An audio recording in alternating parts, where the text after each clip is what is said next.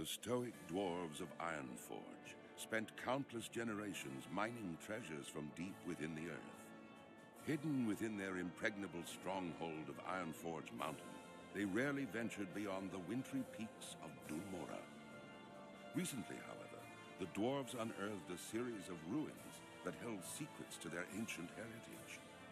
Driven to discover the truth about his people's fabled origins, the great king Magni Bronzebeard ordered that the dwarves shift their industry from mining to archaeology. As part of the Grand Alliance, the stalwart dwarven armies have been called away to battle the merciless horde in faraway lands. In these perilous times, the defense of the Mountain Kingdom falls to brave dwarves like you. The spirits of the ancient kings watch over you, and the very mountains are your strength. The future of your people is in your hands.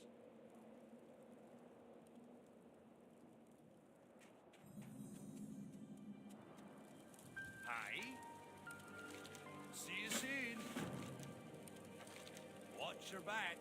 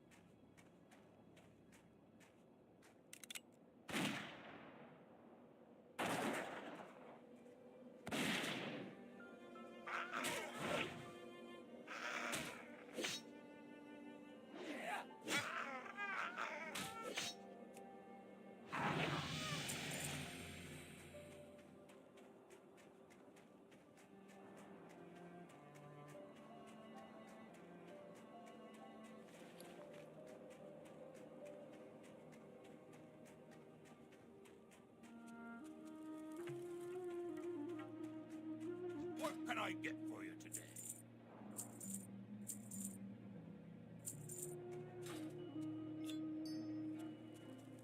Great to meet you. Safe travels. Off with you. What can I do for you?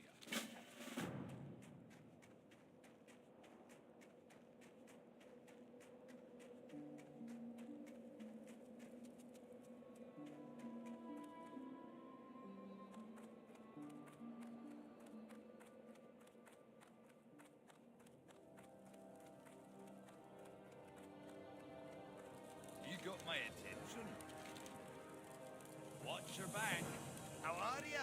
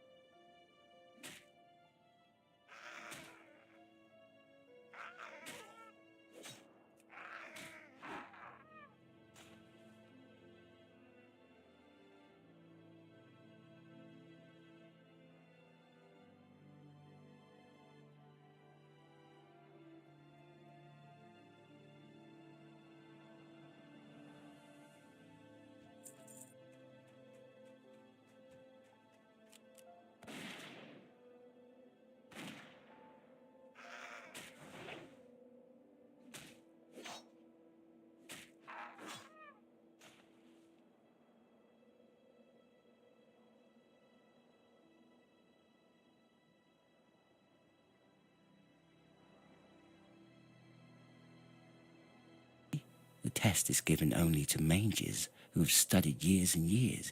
Yes, you can imagine my pride, Raistlin said coldly, irritated at the interruption. My brother and I travelled to the secret place, the fabled towers of high sorcery. There, I passed the test. The mage's voice sank. And there, I nearly died. Caraman choked, obviously in the grip of some strong emotion. It was awful, the big man began, his voice shaking. I found him in that horrible place, blood flowing from his mouth, dying. I picked him up and... Enough, brother.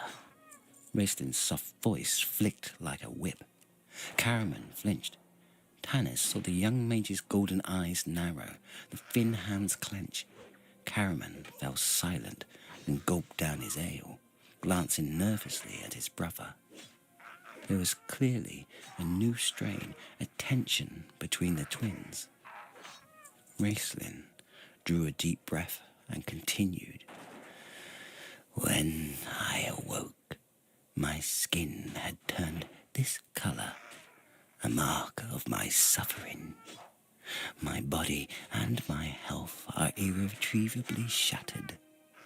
And my eyes, I see through hourglass pupils, and therefore I see time as it affects all things. Even as I look at you now, Tanis, I see you dying slowly by inches. And so I see every living thing. Raistlin's thin, claw-like hand gripped Tanis's arm. The half-elf shivered at the cold touch and started to pull away, but the golden eyes and the cold hand held him fast. The mage leaned forward, his eyes glowing feverishly. But I have power now. Pa Salian told me the day would come when my strength would shape the world. I have power. And, he gestured, the staff of Magius.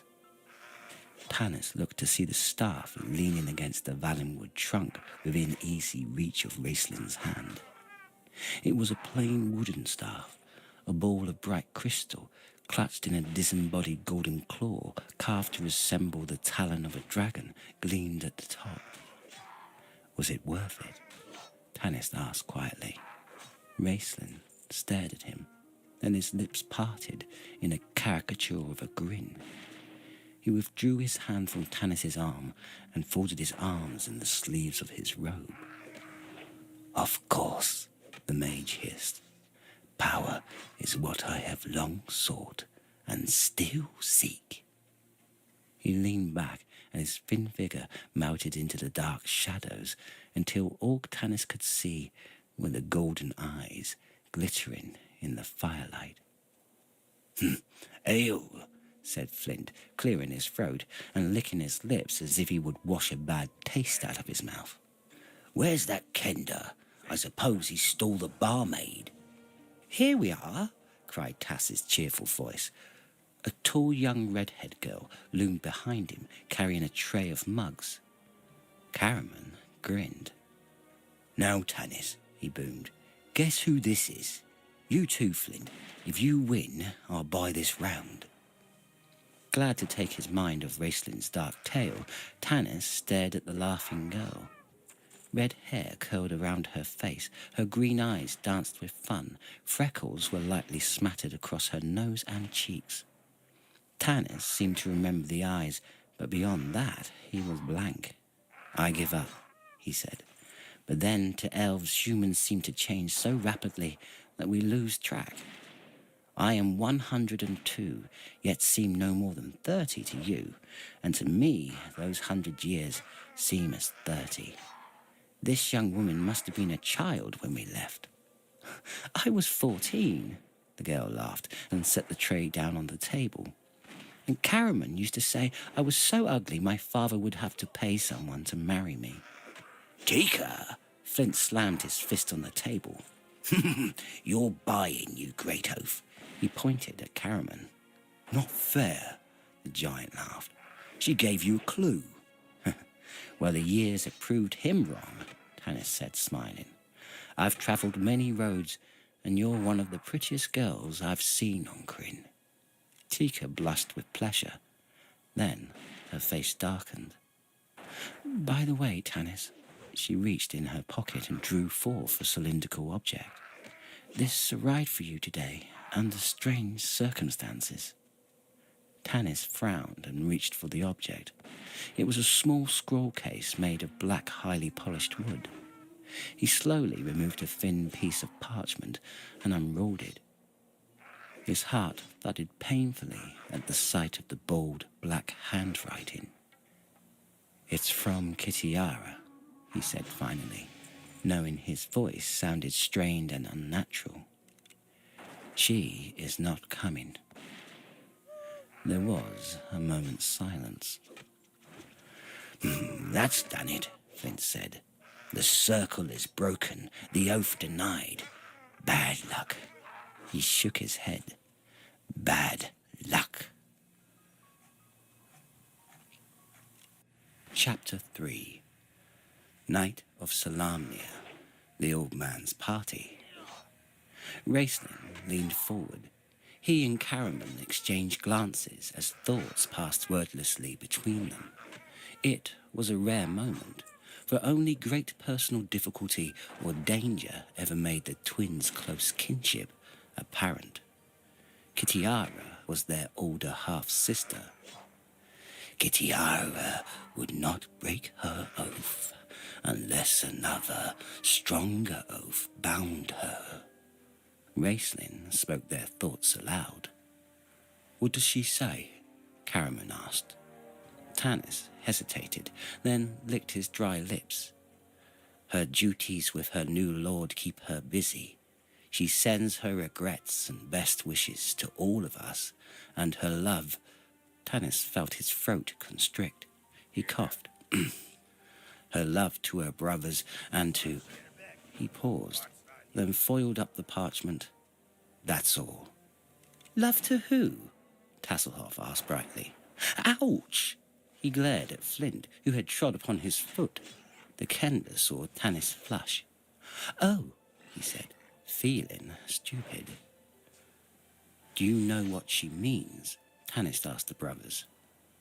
"What new lord does she talk about?" "Who knows with Kitiara?" Raistlin shrugged his thin shoulders.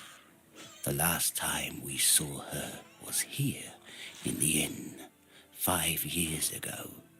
She was going north with Sturm. We have not heard from her since.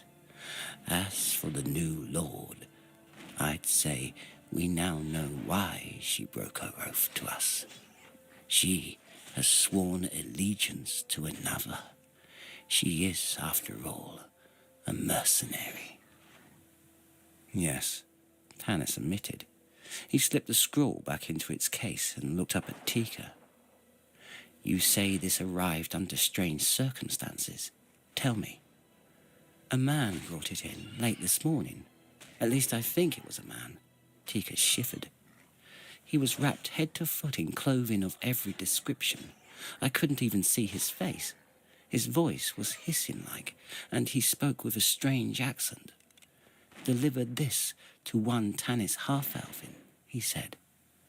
I told him you weren't here and hadn't been here for several years. 'He will be,' the man said. Then he left." Tika shrugged. "That's all I can tell you. The old man over there saw him." She gestured to an old man sitting in a chair before the fire. "You might ask him if he noticed anything else." Tanis turned to look at the old man, who was telling stories to a dreamy-eyed child, staring into the flames.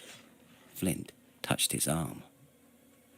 "Here comes one who can tell you more," the dwarf said.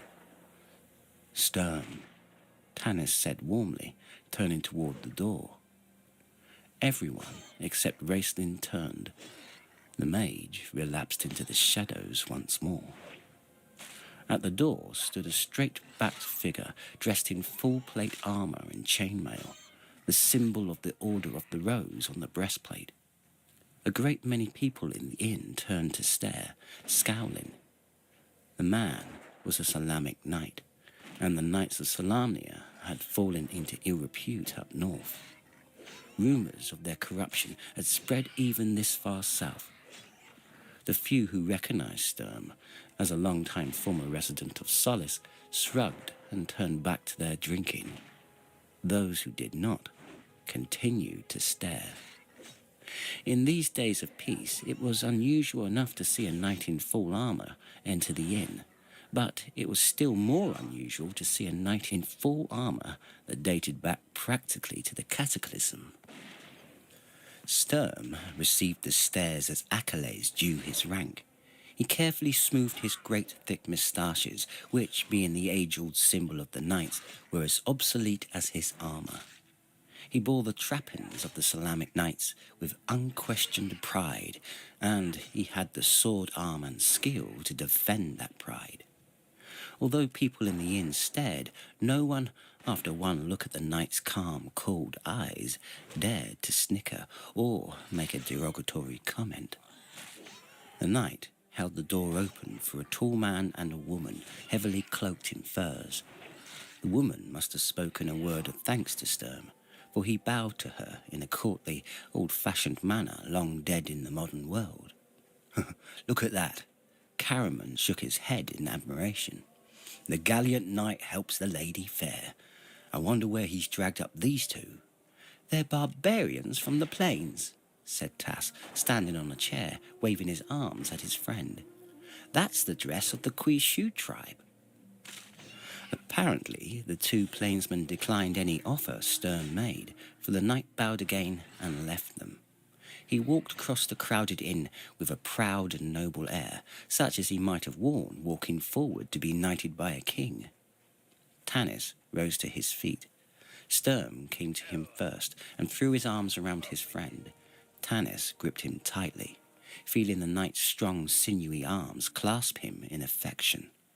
Then the two stood back to look at each other for a brief moment. Sturm hadn't changed, Tanis thought, except that there were more lines around the sad eyes, more grey in the brown hair. The cloak is a little more frayed. There are more dents in the ancient armour. But the knight's flowing moustaches, his pride and joy, were as long and sweeping as ever. His shield was polished just as brightly. His brown eyes were just as warm when he saw his friends. "And you have a beard," Sturm said with amusement. Then the knight turned to greet Caraman and Flint. Tasselhoff dashed off after more ale, Tika having been called away to serve others in the growing crowd. "Greetings, knight," whispered Raistlin from his corner. Stern's face grew solemn as he turned to greet the other twin. "Raistlin," he said. The mage drew back his hood, letting the light fall on his face. Sturm was too well bred to let his astonishment show beyond a slight exclamation, but his eyes widened. Tanis realized the young mage was getting a cynical pleasure out of seeing his friend's discomfiture. "Can I get you something, Raistlin?" Tanis asked. "No, thank you," the mage answered, moving into the shadows once again. "He eats practically nothing," Cameron said in a worried tone. "I think he lives on air." "Some plants live on air," Tasselhoff stated, returning with Sturm's ale. "I've seen them. They hover up off the ground. Their roots suck food and water out of the atmosphere." "Really?" Cameron's eyes were wide. "I don't know who's the greater idiot," said Flint in disgust. "Well, we're all here. What news?" "All?" Sturm looked at Tanis questioningly. "Kitiara?" "Not coming," Tanis replied steadily. "We were hoping perhaps that you could tell us something." Not I," the knight frowned. "We travelled north together and parted soon after crossing the sea narrows into Old Salamnia. She was going to look up relatives of her father, she said. That was the last I saw of her." "Well, I suppose that's that." Tanis sighed. "What of your relatives, Sturm? Did you find your father?" Sturm began to talk, but Tanis only half listened to Sturm's tale of his travels in his ancestral land of Salamnia. Tanis's thoughts were on Kitiara. Of all his friends, she had been the one he most longed to see. After 5 years of trying to get her dark eyes and crooked smile out of his mind, he discovered that his longing for her grew daily. Wild, impetuous, hot-tempered, the swordswoman was everything Tanis was not. She was also human, and love between human and elf always ended in tragedy. Yet Tanis could no more get Kitiara out of his heart than he could get his human half out of his blood. Wrenching his mind free of memories, he began listening to Sturm. I heard rumors. Some say my father is dead. Some say he's alive. His face darkened. But no one knows where he is. Your inheritance? Caraman asked. Sturm smiled, a melancholy smile that softened the lines in his proud face. I wear it, he replied simply. My armor and my weapon. Tanis looked down to see that the knight wore a splendid, if old-fashioned, two-handed sword. Caraman stood up to peer over the table. Ooh, that's a beauty, he said. They don't make 'em like that these days. My sword broke in a fight with an ogre. Pharaoh's Ironfeld put a new blade on it today, but it cost me dearly. So you're a knight now? Sturm's smile vanished. Ignoring the question, he caressed the hilt of the sword lovingly. According to the legend, this sword will break only if I do, he said. It was all that was left of my father's. Suddenly, Tass, who hadn't been listening, interrupted. Who are those people? The Kender asked in a shrill whisper. Tanis looked up as the two barbarians walked past their table, heading for empty chairs that sat in the shadows of a corner near the fire pit. The man was the tallest man Tanis had ever seen. Caraman, at 6 foot, would come only to this man's shoulder. But Caraman's chest was probably twice as big around, his arms 3 times as big.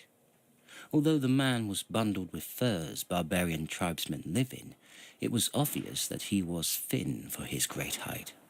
His face, though dark-skinned, had the pale cast of one who has been ill or suffered greatly. His companion, the woman Stern had bowed to, was so muffled in fur-trimmed cape and hood that it was difficult to tell much about her.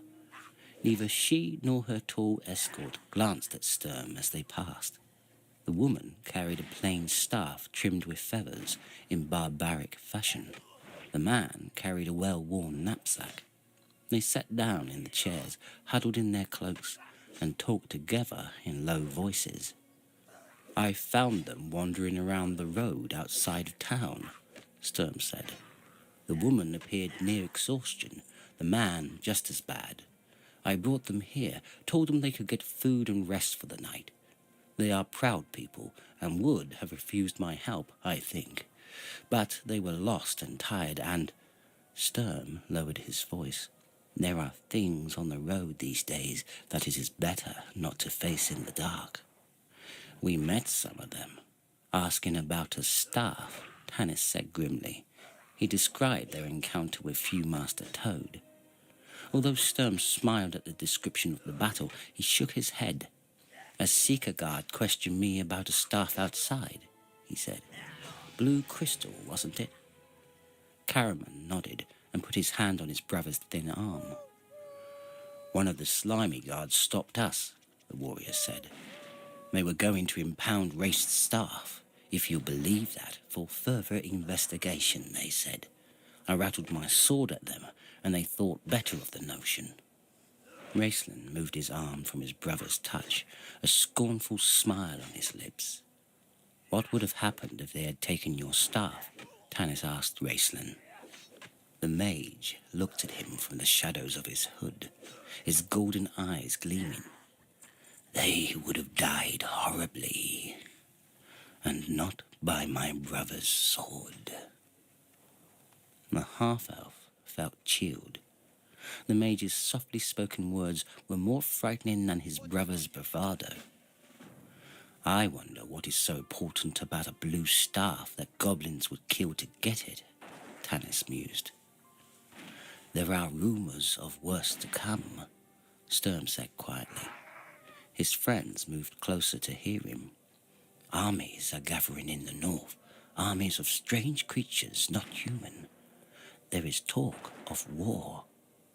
But what? Who? Tanis asked. I've heard the same. And so have I, Cameron added. In fact, I heard, as the conversation continued, Tasselhoff yawned and turned away. Easily bored, the Kender looked around the inn for some new amusement. His eyes went to the old man, still spinning plates for the child by the fire. The old man had a larger audience now. The two barbarians were listening, Tass noted. Then his jaw dropped. The woman had thrown her hood back, and the firelight shone on her face and hair. The Kender stared in admiration. The woman's face was like the face of a marble statue, classic, pure, cold. But it was her hair that captured the Kender's attention.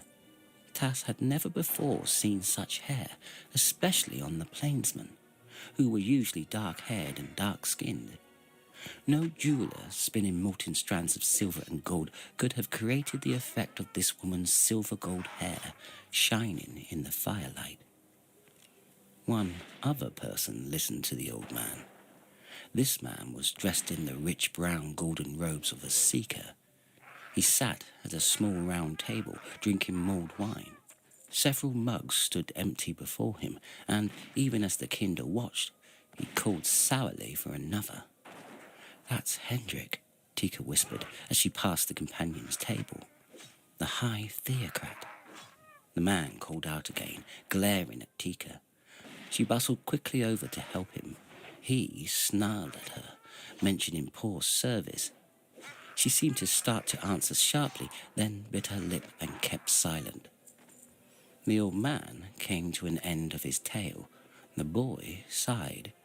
"Are all your stories of ancient gods true, old one?" he asked curiously. Tasselhoff saw Hendrik frown. The Kender hoped he wouldn't bother the old man. Tass touched Tanis's arm to catch his attention, nodding his head towards the seeker with a look that meant there might be trouble. The friends turned. All were immediately overwhelmed by the beauty of the plainswoman. They stared in silence. The old man's voice carried clearly over the drone of the other conversation in the common room. "Indeed, my stories are true, child." The old man looked directly at the woman and her tall escort. "Ask these two. They carry such stories in their hearts." "Do you?" The boy turned to the woman eagerly. "Can you tell me a story?" The woman shrank back into the shadows, her face filled with alarm as she noticed Tanis and her friends staring at her. The man drew near her protectively, his hand reaching for his weapon. He glowered at the group, especially the heavily armed warrior, Karaman.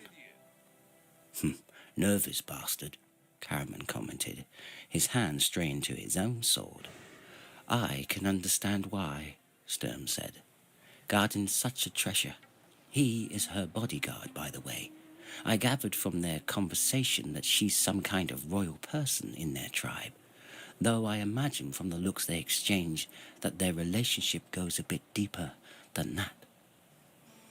The woman raised her hand in a gesture of protest. "I am sorry." The friends had to strain to hear a low voice. "I am not a teller of tales. I have not the art." She spoke the common tongue, her accent thick. The child's eager face filled with disappointment. The old man patted him on the back and then looked directly into the woman's eyes. "You may not be a teller of tales," he said pleasantly, "but you are a singer of songs, aren't you? Chieftain's daughter. Sing the child your song, Gold Moon. You know the one." From out of nowhere, apparently a lute appeared in the old man's hands. He gave it to the woman, who stared at him in fear and astonishment. "How do you know me, sir?" she asked. "That is not important," the old man smiled gently. "Sing for us, chieftain's daughter." The woman took the lute with hands that trembled visibly. Her companion seemed to make a whispered protest, but she did not hear him. Her eyes were held fast by the glittering black eyes of the old man. Slowly, as if in a trance, she began to strum the lute. As the melancholy chords drifted through the common room, conversations ceased. Soon, everyone was watching her, but she did not notice. Goldmoon sang for the old man alone. The grasslands are endless, and summer sings on, and Goldmoon the princess loves a poor man's son. Her father, the chieftain, makes long roads between them. The grasslands are endless, and summer sings on. The grasslands are waving, the sky's rim is grey. The chieftain sends Riverwind east and away to search for strong magic at the lip of the morning. The grasslands are waving, the sky's rim is grey. O Riverwind, where have you gone? O Riverwind, autumn comes on. I sit by the river and look to the sunrise, but the sun shines over the mountains alone. The grasslands are fading, the summer wind dies. He comes back, the darkness of stones in his eyes. He carries a blue staff as bright as a glacier. The grasslands are fading, the summer wind dies. The grasslands are fragile, as yellow as flame. The chieftain makes mockery of Riverwind's claim. He orders the people to stone the young warrior. The grasslands are fragile, as yellow as flame. The grassland has faded, and autumn is here. The girl joins her lover, and stones whistle near. The staff flares in blue light, and both of them vanish. The grasslands are faded, and autumn is here. There was a heavy silence in the room as her hand struck the final chord. Taking a deep breath, she handed the lute back to the old man and withdrew into the shadows once more. "Thank you, my dear," said the old man, smiling. "Now can I have a story?" the little boy asked wistfully. "Of course," the old man answered and settled back in his chair. "Once upon a time, the great god Paladine—" "Paladine?" the child interrupted.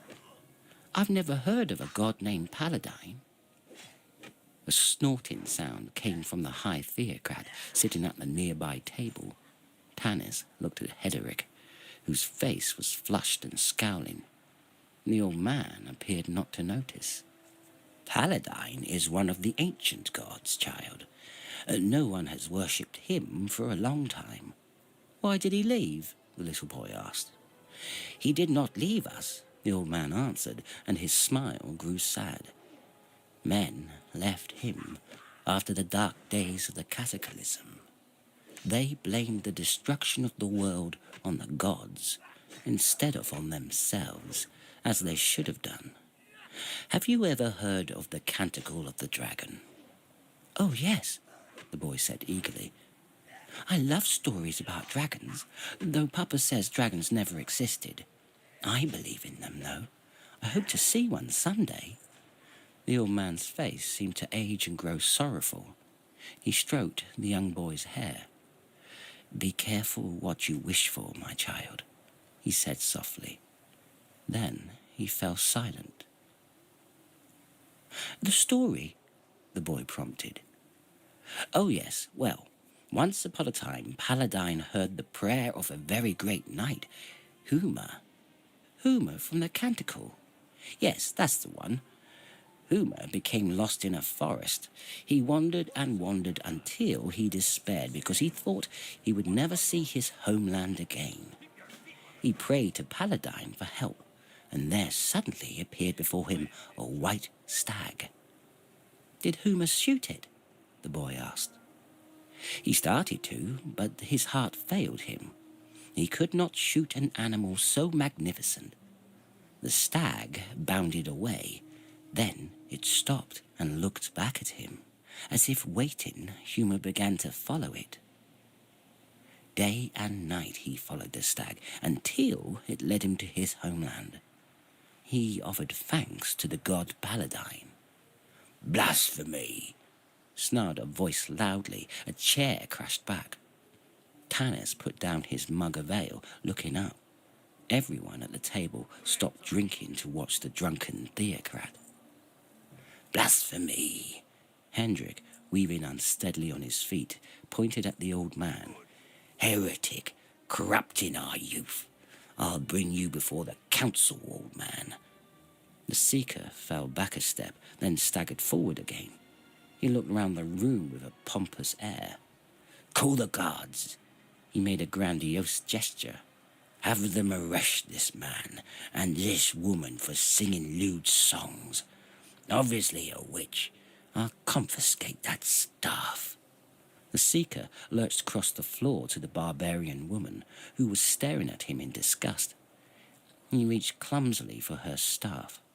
No, the woman called Goldmoon spoke coolly. That is mine. You cannot take it. Witch, the seeker sneered.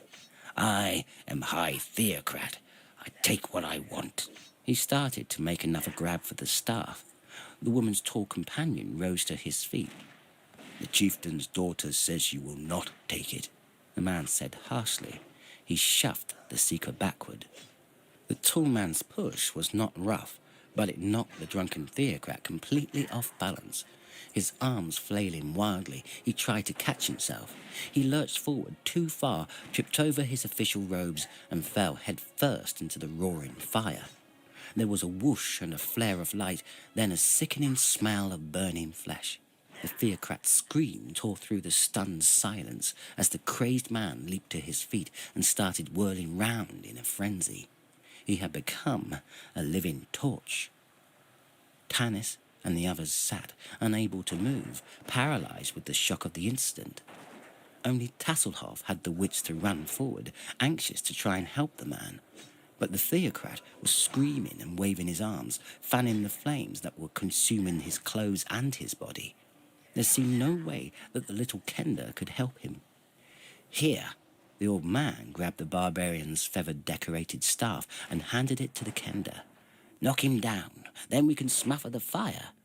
Tasselhoff took the staff. He swung it, using all his strength, and hit the theocrat squarely on the chest. The man fell to the ground. There was a gasp from the crowd. Tasselhoff himself stood open-mouthed, the staff clutched in his hand, staring down at the amazing sight at his feet. The flames had died instantly. The man's robes were whole, undamaged. His skin was pink and healthy. He sat up, a look of fear and awe on his face. He stared down at his hands and his robes, and there was not a mark on his skin. There was not the smallest cinder smoking on his robes. It healed him, the old man proclaimed loudly. The staff, look at the staff. Tasselhoff's eyes went to the staff in his hand. It was made of blue crystal and was glowing with a bright blue light. The old man began shouting, Call the guards, arrest the Kender, arrest the barbarians, arrest their friends. I saw them come in with this night. He pointed at Sturm. What? Tanis leaped up. Are you crazy, old man? Call the guards, the word spread. Did you see the blue crystal staff? We found it. Now they'll leave us alone. Call the guards. The theocrat staggered to his feet, his face pale, blotched with red. The barbarian woman and her companion stood up, fear and alarm in their faces. Foul witch! Hendrik's voice shook with rage. You have cured me with evil. Even as I burn to purify my flesh, you will burn to purify your soul. With that, the seeker reached out, and before anyone could stop him, he plunged his hands back into the flames. He gagged with pain, but did not cry out. Then, clutching his charred and blackened hand, he turned and staggered off through the murmuring crowd, a wild look of satisfaction on his pain-twisted face. You've got to get out of here. Tika came running over to Tanis, her breath coming in gasps. The whole town's been hunting for that staff. Those hooded men told the theocrat they'd destroy Solace if they caught someone harbouring the staff. The townspeople will turn you over to the guards. But it's not our staff. Tanis protested. He glared at the old man and saw him settle back into his chair, a pleased smile on his face. The old man grinned at Tanis and winked. "Do you think they believe you?" Tika wrung her hands. "Look!" Tanis looked around. People were glaring at them balefully. Some took a firm grip on their mugs. Others eased their hands onto the hilts of their swords. Shouts from down below drew his eyes back to his friends. "The guards are coming!" exclaimed Tika. Tanis rose. "We'll have to go out through the kitchen." "Yes," she nodded. "They won't look back there yet. But hurry, it won't take them long to surround the place." Years of being apart had not affected the companion's ability to react as a team to the threat of danger. Caraman had pulled on his shining helm, drawn his sword, shouldered his pack, and was helping his brother to his feet. Raistlin, his staff in his hand, was moving round the table. Flint had hold of his battle-axe and was frowning darkly at the onlookers, who seemed hesitant about rushing to attack such well-armed men. Only Sturm sat, calmly drinking his ale. "Sturm," Tanis said urgently, "come on, we've got to get out of here." "Run?" The knight appeared astonished. "From this rabble?" "Yes." Tanis paused. The knight's code of honor forbade running from danger. He had to convince him. "That man is a religious fanatic, Sturm. He'd probably burn us all at the stake, and..." A sudden thought rescued him. "There is a lady to protect." "The lady, of course." Sturm stood up at once and walked over to the woman. "Madam, your servant." He bowed. The courtly knight would not be hurried. "It seems we are all in this together. Your staff has placed us in considerable danger, you most of all. We are familiar with the area around here. We grew up here. You, I know, are strangers. We would be honored to accompany you and your gallant friend and guard your lives." "Come on," Tika urged, tugging at Tanis's arm. Caraman and Raistlin were already at the kitchen door. "Get the kender," Tanis told her. Tasselhoff stood rooted to the floor, staring at the staff. It was rapidly fading back to its nondescript brown colour. Tika grabbed Tas by his top knot and pulled him towards the kitchen. The kender shrieked, dropping the staff. Goldmoon swiftly picked it up, clutching it close to her. Although frightened, her eyes were clear and steady as she looked at Sturm and Tanis. She was apparently thinking rapidly.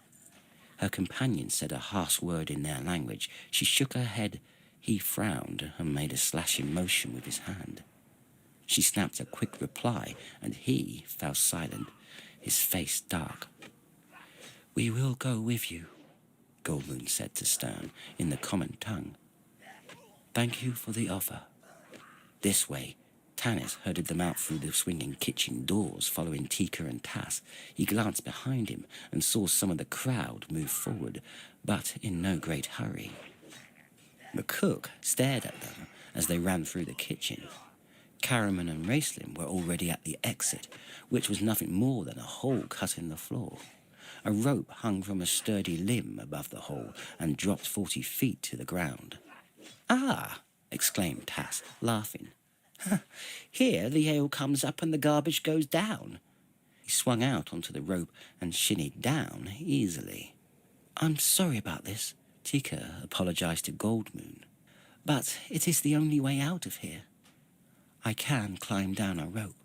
Then the woman smiled and added, "Though I admit it has been many years." She handed her staff to her companion and grasped the stout rope. She began to descend, moving skillfully, hand over hand. When she had reached the bottom, her companion tossed the staff down, swung on the rope, and dropped through the hole. "How are you going to get down, Race?"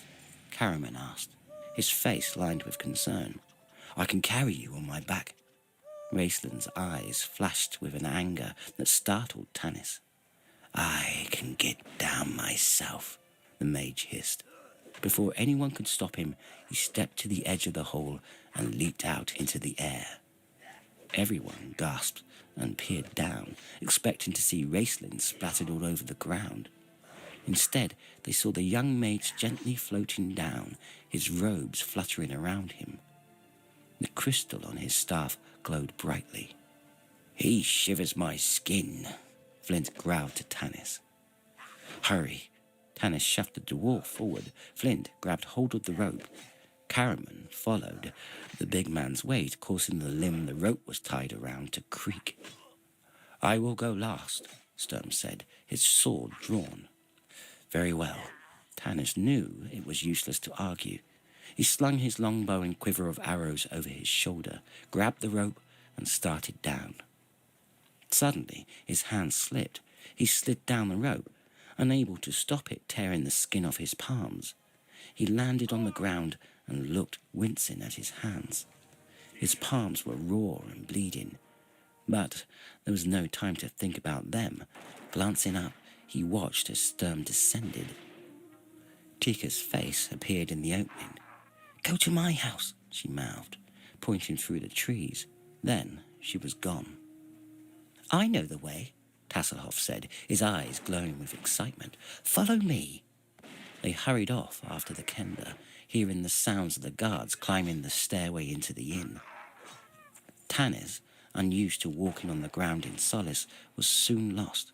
Above him he could see the bridge walks, the street lamps gleaming among the tree leaves. He was completely disoriented, but Tass kept pushing forward confidently, weaving in and out among the huge trunks of the Valenwood trees. The sounds of the commotion at the inn faded. "We'll hide at Tika's for the night," Tanis whispered to Sturm as they plunged through the underbush, "just in case someone recognized us and decides to search our homes. Everyone will have forgotten about this by morning. We'll take the plainsmen to my house and let them rest a few days. Then we can send the barbarians on to Haven, where the Council of High Seekers can talk with them.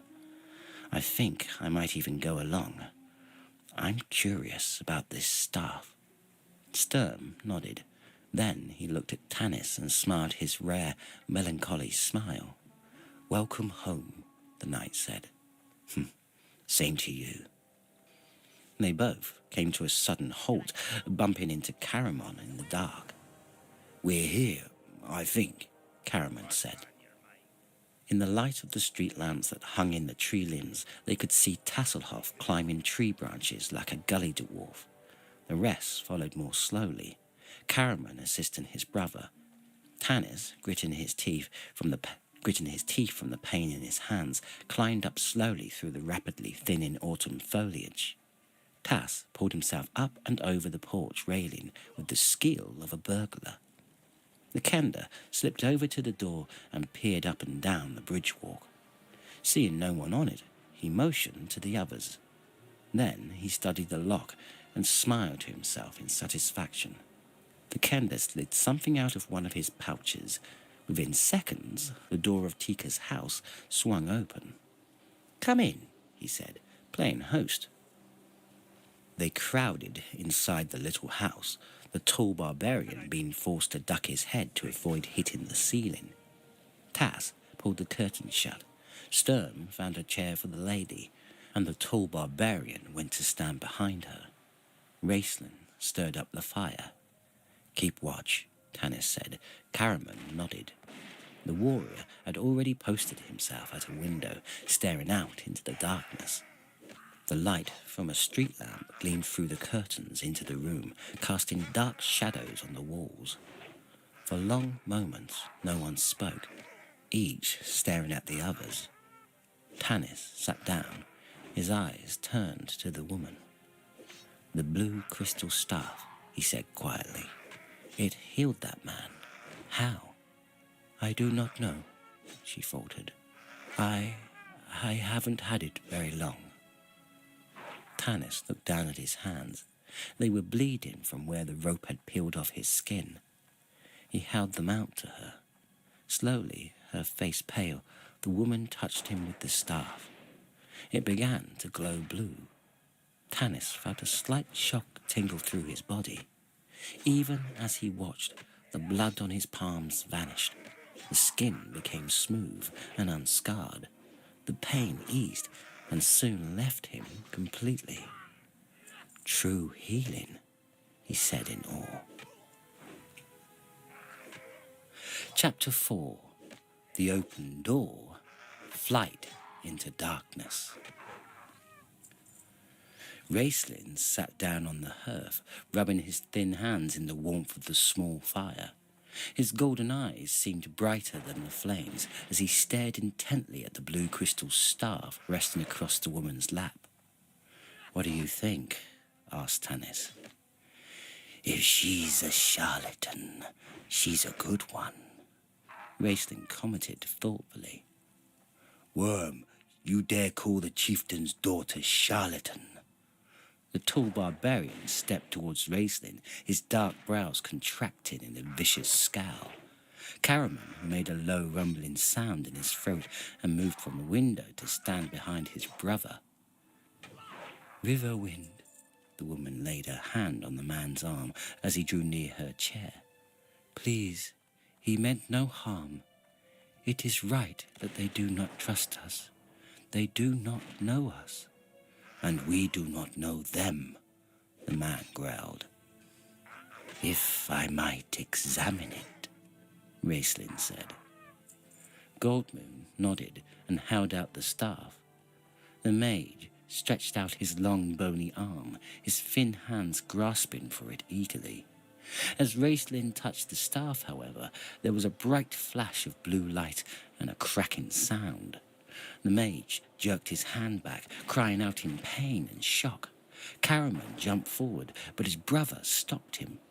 "No, Caraman," Raistlin whispered hoarsely, wringing his injured hand.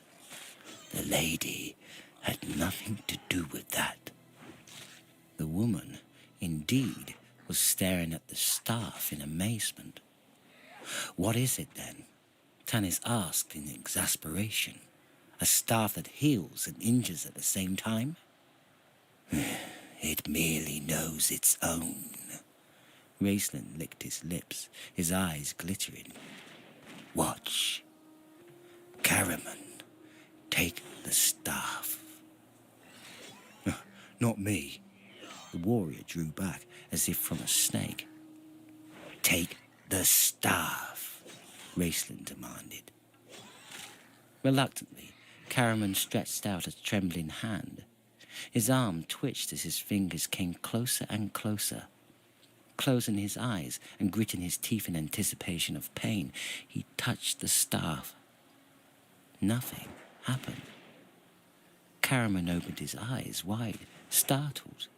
He gripped the staff, lifted it in his huge hand, and grinned. "See there." Raistlin gestured like an illusionist showing off a trick to the crowd. "Only those of simple goodness, pure in heart," his sarcasm was biting, "may touch the staff. It is truly a sacred staff of healing, blessed by some god. It is not magic. No magic objects that I have ever heard about have healing powers." "Hush!" ordered Tasselhoff, who had taken Caraman's place by the window. "The theocrat guards!" he warned softly. No one spoke. Now they could all hear goblin footsteps flapping on the bridge walks that ran across the branches of the Valenwood trees. "They're conducting a house-to-house search," Tanis whispered incredulously, listening to fists banging on neighbouring doors. "The Seekers demand a right of entry," creaked a voice. There was a pause, and then the same voice said, "No one at home. Do we kick the door in?" "No," said another voice. "We just better report it to the theocrat. Let him kick the door down. Now, if it was unlocked, that'd be different. We're allowed to enter then." Tanis looked at the door opposite him. He felt the hair raise on the back of his neck. He could have sworn they had shut and bolted the door. Now it stood slightly open. "The door," he whispered. "Caraman." But the warrior had already moved over to stand behind the door, his back to the wall, his giant hands flexing. The footsteps flapped to a stop outside. "The Seekers demand right of entry." The goblins began to bang on the door, then stopped in surprise as it swung open. "This place is empty," said one. "Let's move on." "You've got no imagination, Grum," said the other. "Here's our chance to pick a few pieces of silver." A goblin head appeared around the open door, its eyes focused on Raistlin, sitting calmly, his staff on his shoulder. The goblin grunted in alarm, then began to laugh. "Oh, look, what have we found? A staff." The goblin's eyes gleamed. It took a step toward Raistlin, its partner crowding close behind. "Hand me that staff." "Certainly," the mage whispered. He held his own staff forth. "Shirak," he said. The crystal ball flared to light. The goblins shrieked and shut their eyes, fumbling for their swords. At that moment, Karaman jumped from behind the door, grabbing the goblins around their necks and swept their heads together with a sickening thud. The goblins' bodies crumpled into a stinking heap. "Dead?" asked Tanis as Karaman bent over, examining them by the light of Raistlin's staff. "I'm afraid so," the big man sighed. "I hit them too hard." "Well, that's torn it. We've murdered 2 more of the Theocrat's guards. We'll have the town up in arms. Now, we can't just lie low for a few days. We've got to get out of here. And you two," he turned to the barbarians, "had better come with us." "Wherever we're going," muttered Flint irritably. "Where were you headed?" Tanis asked Riverwind. We were traveling to Haven," the barbarian answered reluctantly.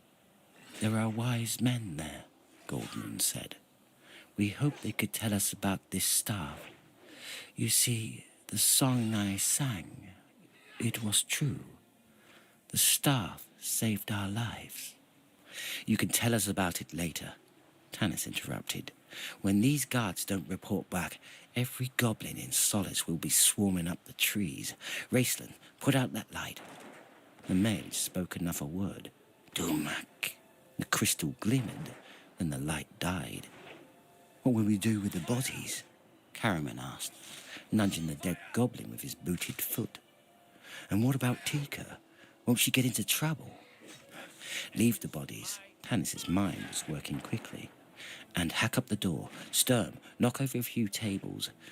We'll make it look as if we broke in here and got into a fight with these fellows. That way, Tika won't be in too much trouble.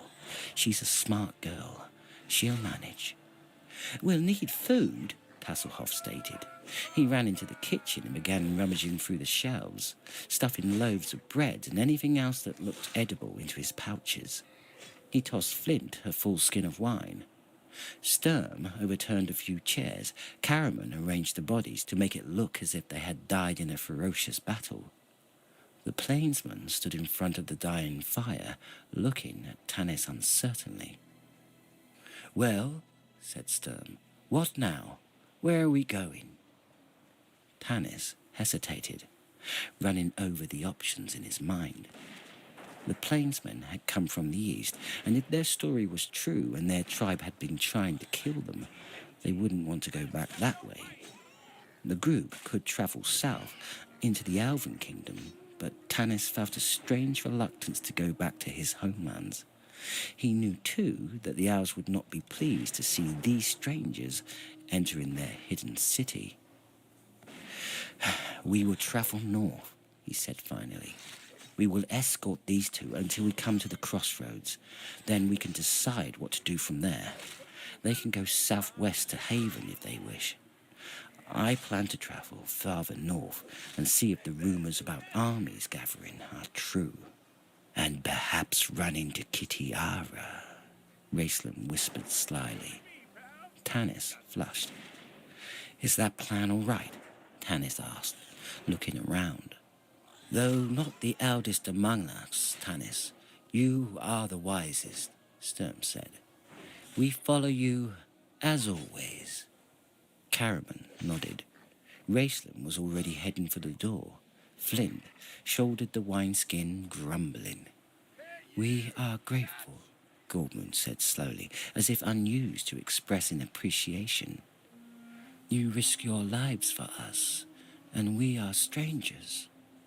Tanis smiled and clasped her hand. I am Tanis. The brothers are Caraman and Raceland. The knight is Sturm Brightblade. Flint Fireforge carries the wine, and Tasselhoff Burford is our clever locksmith. You are Goldmoon, and he is Riverwind. There, we are strangers no longer. Goldmoon smiled wearily. She patted Tanis's arm, then started out the door, leaning on the staff that once again seemed plain and nondescript. Tanis watched her, then glanced up to see Riverwood staring at him. The barbarian's dark face, an impenetrable mask. Well, Tanis amended silently, some of us are no longer strangers. Soon everyone had gone, Tas leading the way. Tanis stood alone for a moment in the wrecked living room, staring at the bodies of the goblins. This was supposed to have been a peaceful homecoming after bitter years of solitary travel. He thought of his comfortable house. He thought of all the things he had planned to do. Things he had planned to do together with Kitiara. The thought of long winter nights with storytelling around the fire at the inn, then returning home, laughing together beneath the fur blankets, sleeping through the snow-covered mornings. Tanis kicked at the smouldering coals, scattering them. Kitiara had not come back. Goblins had invaded his quiet town. He was fleeing into the night to escape a bunch of religious fanatics, with every likelihood he could never return. Elves do not notice the passage of time. They live for hundreds of years. For them, the seasons pass like brief rain showers. But Tanis was half human. He sensed change coming, felt the disquieting restlessness men feel before a thunderstorm. He sighed and shook his head. Then he went out the shattered door, leaving it swinging crazily on one hinge. Chapter 5. Farewell to Flint. Arrows fly. Message in the stars. Tanis swung over the porch and dropped down through the tree limbs to the ground below. The others waited, huddled in the darkness, keeping out of the light cast by the street lamps swinging in the branches above. A chill wind had sprung up, blowing out of the north. Tanis glanced behind him and saw other lights, lights of search parties. He pulled his hood over his head and hurried forward. Winds switched, he said. There'd be rain by morning. He looked round at the small group, seeing them in the eerie, widely dancing light of the wind-tossed lamps. Goldmoon's face was scarred with weariness. Riverwind's was a stoic mask of strength, but his shoulders sagged. Raceland shivered, leaned against a tree, wheezing for breath. Tanis hunched his shoulders against the wind. We've got to find shelter, he said. Someplace to rest. Tanis? Tas tugged at the elf's cloak. We could go by boat. Crystalmere Lake's only a short way. There's caves on the other side, and it will cut walking time tomorrow. That's a good idea, Tas. But we don't have a boat. No problem. The Kender grinned. His small face and sharply pointed ears made him look particularly impish in the eerie light. Tas was enjoying all of this immensely, Tanis realized. He felt like shaking the Kender, lecturing him sternly on how much danger they were in. But the half-elf knew it was useless. Kenders are totally immune to fear. The boat's a good idea. Tanis repeated after a moment's thought. You guide and don't tell Flint. I'll take care of that. Right, Tas giggled and slipped back to the others.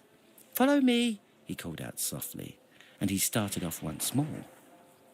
Flint, grumbling into his beard, stumped after the Kender. Goldmoon followed the dwarf. Riverwind cast a quick, penetrating glance around at everyone in the group, then fell into step behind her. I don't think he trusts us, Caraman observed. Would you? Tanis asked, glancing at the big man. Caraman's dragon helm glinted in the flickering light. His ringmail armour was visible whenever the wind blew his cape back. A long sword clanked against his thick thighs. A short bow and a quiver of arrows was slung over his shoulder. A dagger protruded from his belt. His shield was battered and dented from many fights. The giant was ready for anything. Tanis looked over at Sturm, who proudly wore the coat of arms of a knighthood that had fallen into disgrace 300 years before. Although Sturm was only 4 years older than Caraman, the knight's strict, disciplined life, hardships brought on by poverty, and his melancholy search for his beloved father had aged the knight beyond his years. Only 29, he looked 40. Tanis thought, I don't think I trust us either. What's the plan? We're going by boat. Oh no, Caraman chuckled. Told Flint yet? No, leave that to me. Where are we getting a boat? Sturm asked suspiciously. You'll be happier not knowing, a half-elf said. The knight frowned. His eyes followed the Kender, who was ahead of them, flitting from one shadow to another. I don't like this, Tanis. First we're murderers, now we're about to become thieves. I don't consider myself a murderer, Caraman snorted. Goblins don't count. Tanis saw the knight glare at Caraman. I don't like any of this, Sturm, he said hastily, hoping to avoid an argument. But it's a matter of necessity. Look at the plainsmen. Pride's the only thing that's keeping them on their feet. Look at Raistlin. Their eyes went to the mage, who was shuffling through the dry leaves, keeping always in the shadows. He leaned heavily upon his staff. Occasionally, a dry cough racked his frail body. Caraman's face darkened. Tanis is right, he said softly. Race can't take much more of this. I must go to him. Leaving the knight and the half-elf, he hurried forward to catch up with the robed, bent figure of his twin. Let me help you, Race, they heard Caraman whisper. Raistlin shook his hooded head and flinched away from his brother's touch. Caraman shrugged and dropped his arm. But the big warrior stayed close behind his frail brother, ready to help him if necessary. Why does he put up with that? Tanis asked softly. Family, ties of blood. Sturm sounded wistful. He seemed about to say more. Then his eyes went to Tanis's elven face with its growth of human hair, and he fell silent. Tanis saw the look and knew what the knight was thinking. Family, ties of blood. They were things the orphaned half-elf wouldn't know about. Come on, Tanis said abruptly. We're dropping behind. They soon left the Valenwood trees of solace and entered the pine forest surrounding Crystalmere Lake. Tanis could faintly hear muffled shouts far behind them. They've found the bodies, he guessed. Sturm nodded gloomily. Suddenly, Tasselhoff seemed to materialize out of the darkness right beneath the half-elf's nose. The trail runs a little over a mile to the lake, Tas said. I'll meet you where it comes out. He gestured vaguely, then disappeared before Tanis could say a word. The half-elf looked back at Solace. There seemed to be more lights, and they were moving in this direction. The roads were probably already blocked. Where's the Kender? Flint grumbled as they plunged through the forest. "Tas is meeting us at the lake," Tanis replied. "Lake?" Flint's eyes grew wide in alarm. "What lake?" "There's only one lake round here, Flint," Tanis said, trying hard not to smile at Sturm. "Come on, we better keep moving." His elven sight showed him the broad red outline of Caraman and the slighter red shape of his brother disappearing into the thick woods ahead. "I thought we were just going to lie low in the woods for a while." Flint shoved his way past Sturm to complain to Tanis. "We're going by boat." Tanis moved forward. "No," Flint growled. "I'm not getting in any boat." "That accident happened 10 years ago," Tanis said, exasperated. "Look, I'll make Caraman sit still." "Absolutely not. No boats. I took a vow." "Tanis!" Sturm's voice whispered behind him. "Lights!" Blast! The half-elf stopped and turned. He had to wait a moment before catching sight of lights glittering through the trees. The search had spread beyond Solace. He hurried to catch up with Caraman, Raceland and the plainsman. "Lights!" he called out in a piercing whisper. Caraman looked back and swore. Riverwind raised his hand in acknowledgement. "I'm afraid we're going to have to move faster. Caraman," Tanis began. "We'll make it," the big man said, unperturbed. He was supporting his brother now, his arm around Raceland's thin body, practically carrying him. Raceland coughed softly, but he was moving. Sturm caught up with Tanis. As they forced their way through the bush, they could hear Flint puffing along behind, muttering angrily to himself. "He won't come, Tanis," Sturm said. "Flint's been in mortal fear of boats ever since Caraman almost accidentally drowned him that time. You weren't there. You didn't see him after we hauled him out." "Here come," Tanis said, breathing hard. "He can't let us youngsters go off into danger without him." Sturm shook his head, unconvinced. Tanis looked back. He saw no lights, but he knew they were too deep in the forest now to see them. Viewmaster Toad may not have impressed everybody with his brains, but it wouldn't take much intelligence to figure out that the group might take to the water. Tanis stopped abruptly to keep from bumping into someone. "What is it?" he whispered. "We're here," Caraman answered. Tanis breathed a sigh of relief as he stared out across the dark expanse of Crystalmere Lake. The wind whipped the water into frothy whitecaps. "Where's Tas?" He kept his voice low. "There, I think." Caraman pointed at a dark object floating close to the shore. Tanis could barely make out the warm red outline of the Kender sitting in a large boat. The stars gleamed with icy brightness in the blue-black sky. The red moon, Lunitari, was raising like a bloody fingernail from the water. Its partner in the night sky, Solinari, was already risen, marking the lake with molten silver. "What wonderful targets we're going to make," Sturm said irritably. Tanis could see Tasselhoff turning this way and that, searching for them. The half-elf reached out, fumbling for a rock in the darkness. Finding one, he lobbed it into the water. It splashed just a few yards ahead of the boat. Tas, reacting to Tanis's signal, propelled the boat to shore. "You're going to put us all in one boat?" Flint said in horror. "You're mad, half-elf." "It's a big boat." "No, I won't go. If it were one of the legendary white-winged boats of Tarsis, I still wouldn't go. I'd rather take my chances with the theocrat." Tanis ignored the fuming dwarf and motioned Sturm. "Get everyone loaded up. We'll be along in a moment." "Don't take too long," Sturm warned. "Listen." "I can hear. Go on." "What are those sounds?" Goldmoon asked the knight as he came up to her. "Goblin search parties," Sturm answered. "Those whistles keep them in contact when they're separated. They're moving into the woods now." Goldmoon nodded in understanding.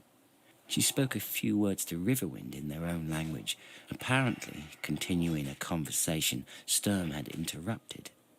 The big plainsman frowned and gestured back towards the forest with his hand. He's trying to convince her to split with us, Sturm realized. Maybe he's got enough woodlaw to hide from goblin search parties for days, but I doubt it.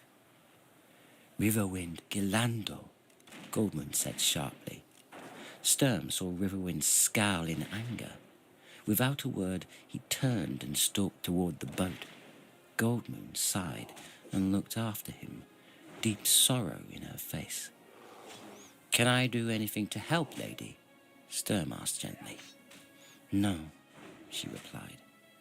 Then she said sadly, as if to herself, "He rules my heart, but I am his ruler. Once when we were young, we thought we could forget that, but I have been chieftain's daughter too long." "Why doesn't he trust us?"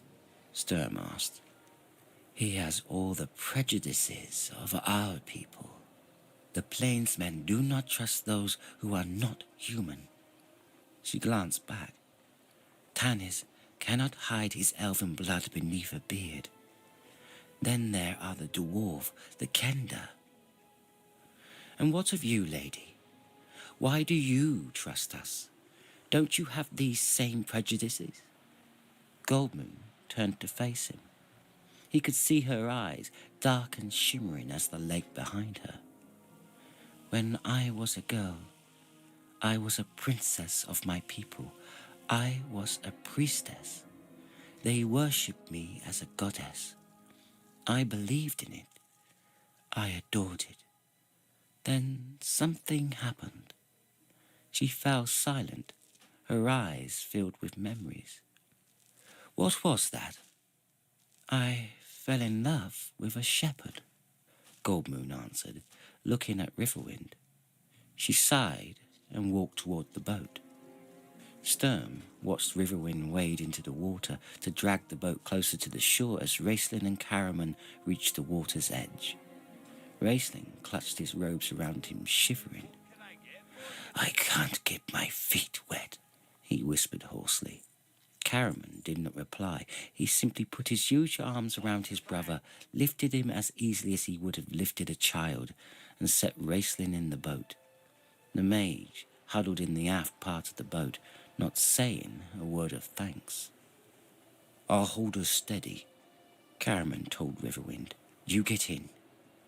Riverwind hesitated a moment, then climbed quickly over the side. Caraman helped Goldmoon into the boat. Riverwind caught hold of her and steadied her as the boat rocked gently. The plainsman moved to sit in the stern behind Tasselhoff. Caraman turned to Stern as the night drew near. "What's happening back there?" "Flint says he'll burn before he gets in the boat. At least then he'll die warm instead of wet and cold." "I'll go up and hold him down here," Caraman said. "You'd only make things worse. You were the one that nearly drowned him, remember? Let Tannis handle it. He's the diplomat." Caraman nodded. Both men stood, waiting in silence. Sturm saw Goldmoon look at Riverwind in mute appeal, but the plainsman did not heed her glance. Tasselhoff, fidgeting on his seat, started to call out a shrill question, but a stern look from the night silenced him. Raistlin huddled in his robes, trying to suppress an uncontrollable cough. "I'm going up there," Sturm said finally. "Those whistles are getting closer. We don't dare take any more time." But at that moment, he saw Tannis shake hands with the dwarf and began to run towards the boat alone. Flint stayed where he was, near the edge of the woods. Sturm shook his head. "I told Tannis the dwarf wouldn't come." "Stubborn as a dwarf, so the old saying goes," Caraman grunted. "And that one's had 148 years to grow stubborner." The big man shook his head sadly. "Well, we'll miss him, that's for certain. He saved my life more than once. Let me go and get him. One punch on the jaw and he won't know whether he's in a boat or in his own bed." Tanis ran up panting and heard the last comment. "No, Caraman," he said. "Flint would never forgive us. Don't worry about him. He's going back to the hills. Get in the boat. There are more lights coming this way. We left a trail through the forest a blind gully dwarf could follow." "No sense in all of us getting wet," Caraman said, holding the side of the boat. "You and Sturm get in. I'll shove off." Sturm was already over the side. Tanis patted Cameron on the back, then climbed in. The warrior pushed the boat out into the lake. He was up to his knees in water when they heard a call from the shore. "Hold it!" It was Flint running down from the trees, a vague moving shape of blackness against the moonlit shore. "Hang on, I'm coming." "Stop. Harriman, wait for Flint." "Look." Sturm half rose, pointing. Lights had appeared in the trees, smoking torches held by goblin guards. "Goblins, Flint," Tanis yelled. "Behind you! Run!" The dwarf, never questioning, put his head down and pumped for the shore, one hand on his helm to keep it from flying off. "I'll cover him," Tanis said, unslinging his bow. With his elven sight, he was the only one who could see the goblins behind the torches. Fitting an arrow to his bow, Tanis stood as Caraman held the boat steady. Tanis fired at the outline of the lead goblin. The arrow struck it in the chest, and it pitched forward on its face. The other goblins slowed slightly, reaching for their own bows. Tanis fitted another arrow to his bow as Flint reached the shoreline. "Wait, I'm coming!" The dwarf gasped, and he plunged into the water and sank like a rock. "Grab him!" Sturm yelled. "Taz, row back! There he is, see? The bubbles!" Caraman was splashing frantically in the water, hunting for the dwarf. Taz tried to row back, but the weight of the boat was too much for the Kender. Tanis fired again, missed his mark, and swore beneath his breath. He reached for another arrow. The goblins were swarming down the hillside. "I've got him!" Caraman shouted, pulling the dripping, spluttering dwarf out by the collar of his leather tunic. "Or quit struggling," he told Flint, whose arms were flailing out in all directions. But the dwarf was in a complete state of panic. A goblin arrow thunked into Cameron's chainmail and stuck there like a scrawny feather. "That does it." The warrior grunted in exasperation, and with a great heave of his muscular arms, he pinched the dwarf into the boat as it moved out away from him. Flint caught hold of a seat and held on, his lower half sticking out over the edge. Sturm grabbed him by the belt and dragged him aboard as the boat rocked alarmingly. Tanis nearly lost his balance and was forced to drop his bow and catch hold of the side to keep from being thrown into the water. A goblin arrow struck into the gunwale, just barely missing Tanis's hand. "Row back to Caraman, Taz," Tanis yelled. "I can't," shouted the struggling Kender.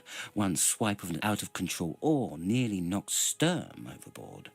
The knight yanked the Kender from his seat. He grabbed the oars and smoothly brought the boat around to where Caraman could get hold of the side. Tanis helped the warrior climb in, then yelled to Sturm, "Pull!" The knight pulled on the oars with all his strength, leaning over backward as he thrust the oars deep into the water. The boat shot away from the shore, accompanied by the howls of angry goblins. More arrows whisked around the boat as Caraman, dripping wet, plopped down next to Tanis. "Goblin target practice tonight," Caraman muttered, pulling the arrow from his mail shirt. "We show up beautifully against the water." Tanis was fumbling for his drop bow when he noticed Raistlin sitting up. "Take cover," Tanis warned, and Caraman started to reach for his brother, but the mage, scowling at both of them, slipped his hand into a pouch on his belt. His delicate fingers drew out a handful of something as an arrow struck the seat next to him. Raistlin did not react. Tanis started to pull the mage down, then realized he was lost in the concentration necessary to a magic user casting a spell. Disturbing him now might have drastic consequences, causing the mage to forget the spell, or worse, to miscast the spell. Tanis gritted his teeth and watched. Raistlin lifted his thin, frail hand and allowed the spell component he had taken from his pouch to fall slowly from between his fingers onto the deck of the boat. Sand, Tanis realized. As Tassarak Sinwelian Krainari, Raistlin muttered, and then moved his hands slowly in an arc parallel to the shore. Tanis looked back toward land. One by one, the goblins dropped their bows and toppled over, as though Raistlin were touching each in turn. The arrows ceased.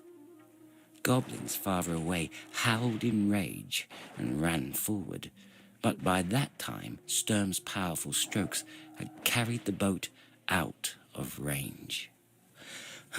"Good work, little brother," Caraman said heartily.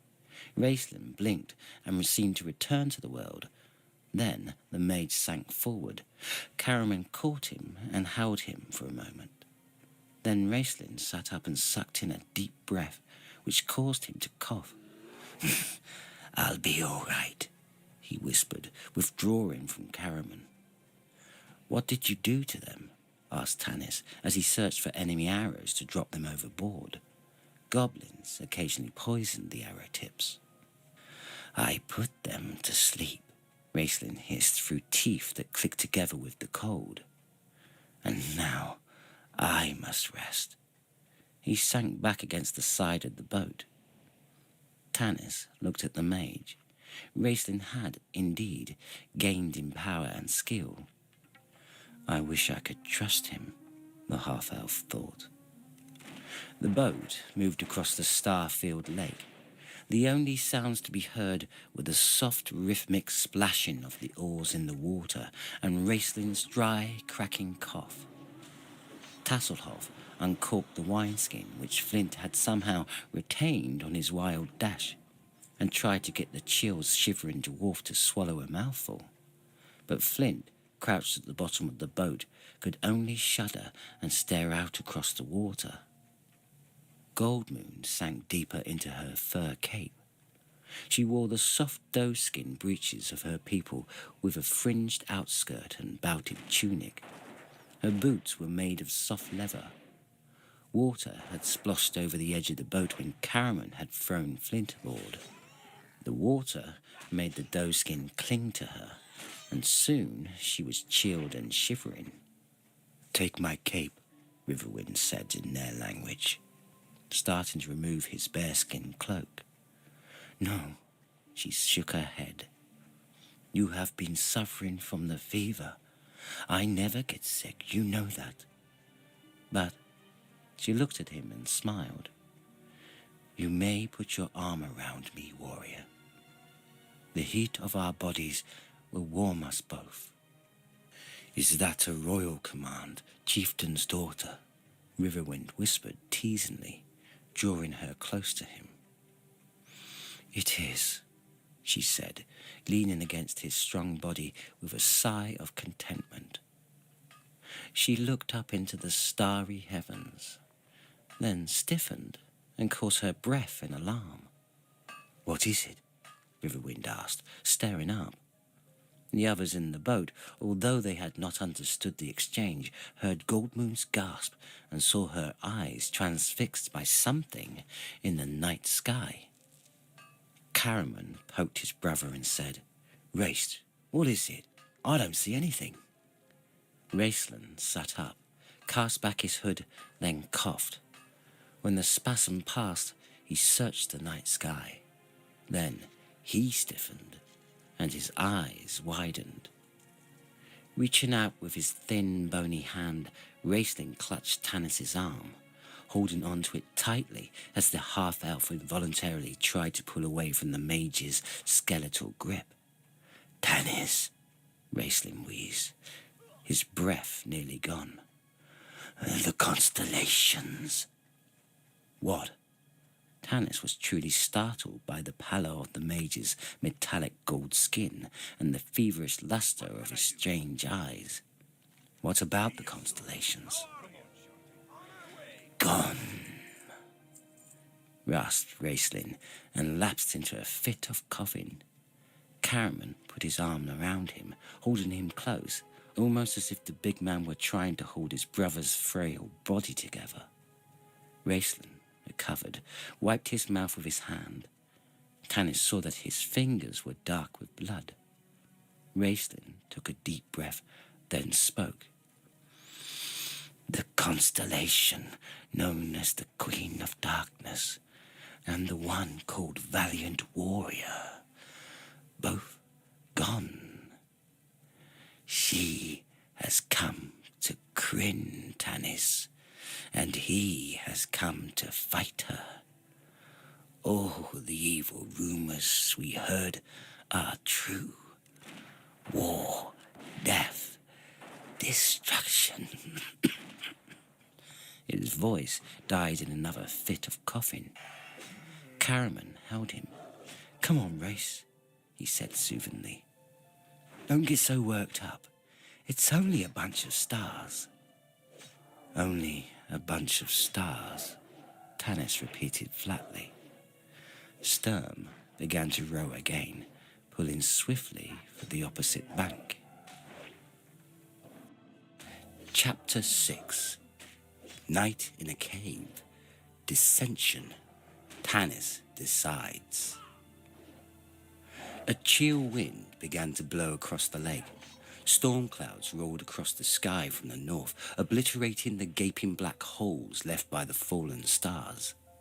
The companions hunched down in the boat, pulling their cloaks tighter around them as the rain spattered down. Caraman joined Sturm at the oars. The big warrior tried to talk to the knight, but Sturm ignored him. He rowed in grim silence, occasionally muttering to himself in Salamnic.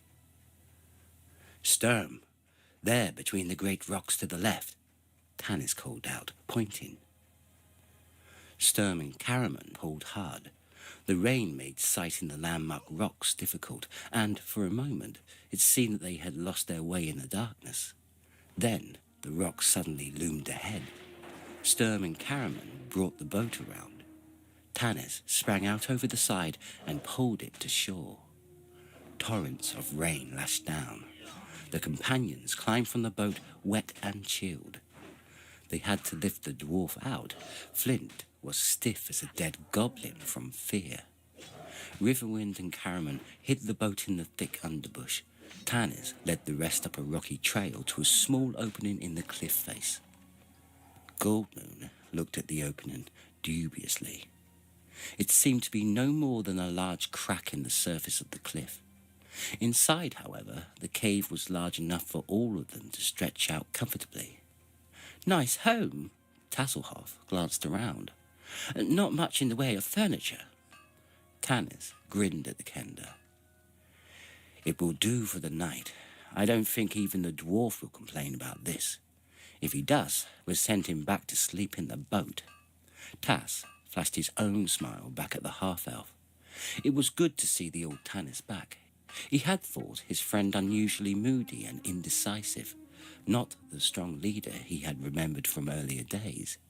Yet, now that they were on the road, the glint was back in the half-elf's eyes.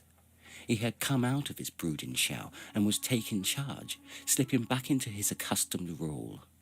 He needed this adventure to get his mind off his problems, whatever those might be. The Kender, who had never been able to understand Tanis's inner turmoil, was glad this adventure had come along. Caraman carried his brother from the boat and laid him down as gently as he could on the soft warm sand that covered the floor of the cave, while Riverwind started a fire. The wet wood crackled and spit, but soon caught fire. The smoke curled up towards the ceiling and drifted out through a crack. The plainsman covered the cave's entrance with brush and fallen tree branches, hiding the light of the fire and effectively keeping out the rain. He fits well, Tanis thought, as he watched the barbarian work. He could almost be one of us. Sighing, the half-elf turned his attention to Raistlin. Kneeling down beside him, he looked at the young mage with concern. Raistlin's pale face, reflected in the flickering firelight, reminded the half-elf of the time he and Flint and Caraman had barely rescued Raistlin from a vicious mob, intent on burning the mage at the stake. Raistlin had attempted to expose a charlatan cleric who was bilking the villagers out of their money. Instead of turning on the cleric, the villagers had turned on Raistlin. As Tanis had told Flint, people wanted to believe in something. Caraman busied himself around his brother, placing his own heavy cloak over his shoulders. Raistlin's body was racked by coughing spasms, and blood trickled from his mouth. His eyes gleamed feverishly. Goldmoon knelt beside him, a cup of wine in her hand. "Can you drink this?" she asked him gently. Raistlin shook his head, tried to speak, coughed and pushed her hand away. Goldmoon looked up at Tanis. "Perhaps my staff?" she asked. "No," Raistlin choked. He motioned for Tanis to come near him. Even sitting next to him, Tanis could barely hear the mage's words. His broken sentences were interrupted by great gasps for air and fits of coughing. "The star will not heal me, Tanis," he whispered. "Do not waste it on me. It is a blessed artifact. Its sacred power is limited. My body was my sacrifice for my magic. This damage is permanent. Nothing can help." His voice died away, and his eyes closed. The fire suddenly flared as wind whirled around the cave. Tanis looked up to see Sturm pulling the bush aside and entering the cave, half carrying Flint, who stumbled along on unsteady feet. Sturm dumped him down beside the fire. Both were soaking wet. Sturm was clearly out of patience with the dwarf and, as Tanis noted, with the entire group. Tanis watched him with concern, recognizing the signs of a dark depression that sometimes overwhelmed the knight. Sturm liked the orderly, the well-disciplined. The disappearance of the stars, the disturbance of the natural order of things, had shaken him badly. Tasselhoff wrapped a blanket around the dwarf, who sat huddled on the cave floor, his teeth chattering in his head so that his helm rattled. "Boat," was all he could say. Tass poured him a cup of wine, which the dwarf drank greedily. Sturm looked at Flint in disgust. "I'll take the first watch," he said, and moved towards the mouth of the cave. Riverwind rose to his feet. "I will watch with you." Sturm froze, then turned slowly to face the tall plainsman. Tanis could see the knight's face, etched in sharp relief by the firelight, dark lines carved around the stern mouth. Although shorter in stature than Riverwind, the knight's air of nobility and the rigidity of his stance made the two appear almost equal. "I am a knight of Salamnia," Sturm said.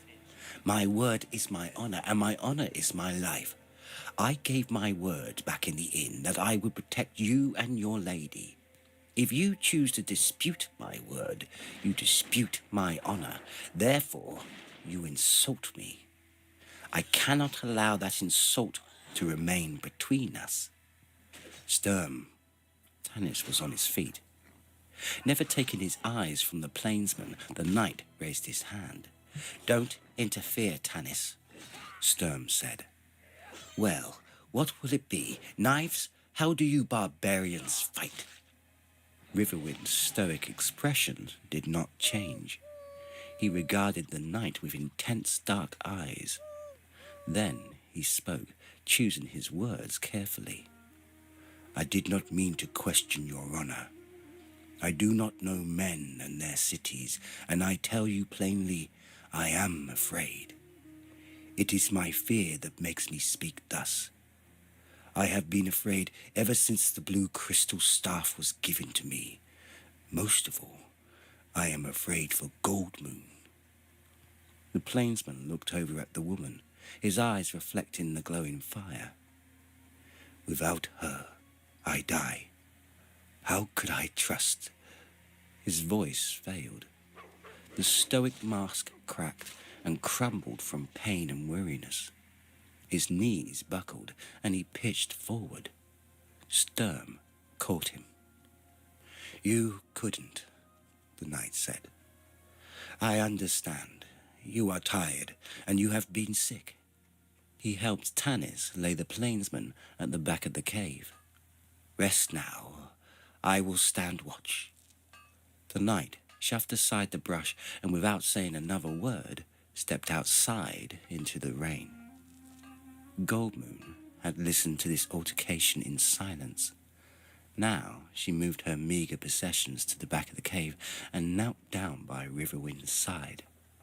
He put his arm around her and held her close, burying his face in her silver gold hair. The two settled in the shadows of the cave. Wrapped in Riverwind's fur cape, they were soon asleep, Goldmoon's head resting on her warrior's chest. Tanis breathed a sigh of relief and turned back to Raistlin. The mage had fallen into a fitful sleep. Sometimes he murmured strange words in the language of magic, his hand reaching out to touch his staff. Tanis glanced around at the others. Tasselhoff was sitting near the fire, sorting through his acquired objects. He sat cross-legged, the treasures of the cave floor in front of him. Tanis could make out glittering rings, a few unusual coins, a feather from a goat-sucker bird, pieces of twine, a bead necklace, a soap doll, and a whistle. One of the rings looked familiar. It was a ring of elven make, given Tanis a long time ago by someone he kept on the borders of his mind. It was a finely carved, delicate ring of golden clinging ivy leaves. Tanis crept over to the kender, walking softly to keep from waking the others. Tas, he tapped the kender on the shoulder and pointed. My ring. Is it? Asked Tasselhoff, with wide-eyed innocence. Is this yours? I'm glad I found it. You must have dropped it at the inn. Tanis took the ring with a wry smile and then settled down next to the kender. Have you got a map of this area, Tas? The kender's eyes shone. A map? Yes, Tanis, of course. He swept up all his valuables, dumping them back into a pouch, and pulled a hand-carved wooden scroll case from another pouch. He drew forth a sheaf of maps. Tanis had seen the kender's collection before, but it never failed to astonish him. There must have been 100, drawn on everything from fine parchment to soft kid leather to a huge palmetto leaf. I thought you knew every tree personally around these parts, Tanis. Tasselhoff sorted through his maps, his eyes occasionally lingering on a favourite. The half-elf shook his head. I've lived here many years, but let's face it, I don't know any of the dark and secret paths. You won't find many to Haven. Tas pulled out a map from his pile and smoothed it out on the cave floor. The Haven road through Solace Vale is quickest, that's for certain. Tanis studied the map by the light of the dying campfire. You're right. The road is not only the quickest, it seems to be the only passable route for several miles ahead. Both south and north of us lie the Corollas Mountains. No passes there. Frowning, Tanis rolled up the map and handed it back. Which is exactly what the theocrat will figure. Tasselhoff yawned. Well, he said, putting the map back carefully into the case. It's a problem that will have to be solved by wiser heads than mine. I'm along for the fun.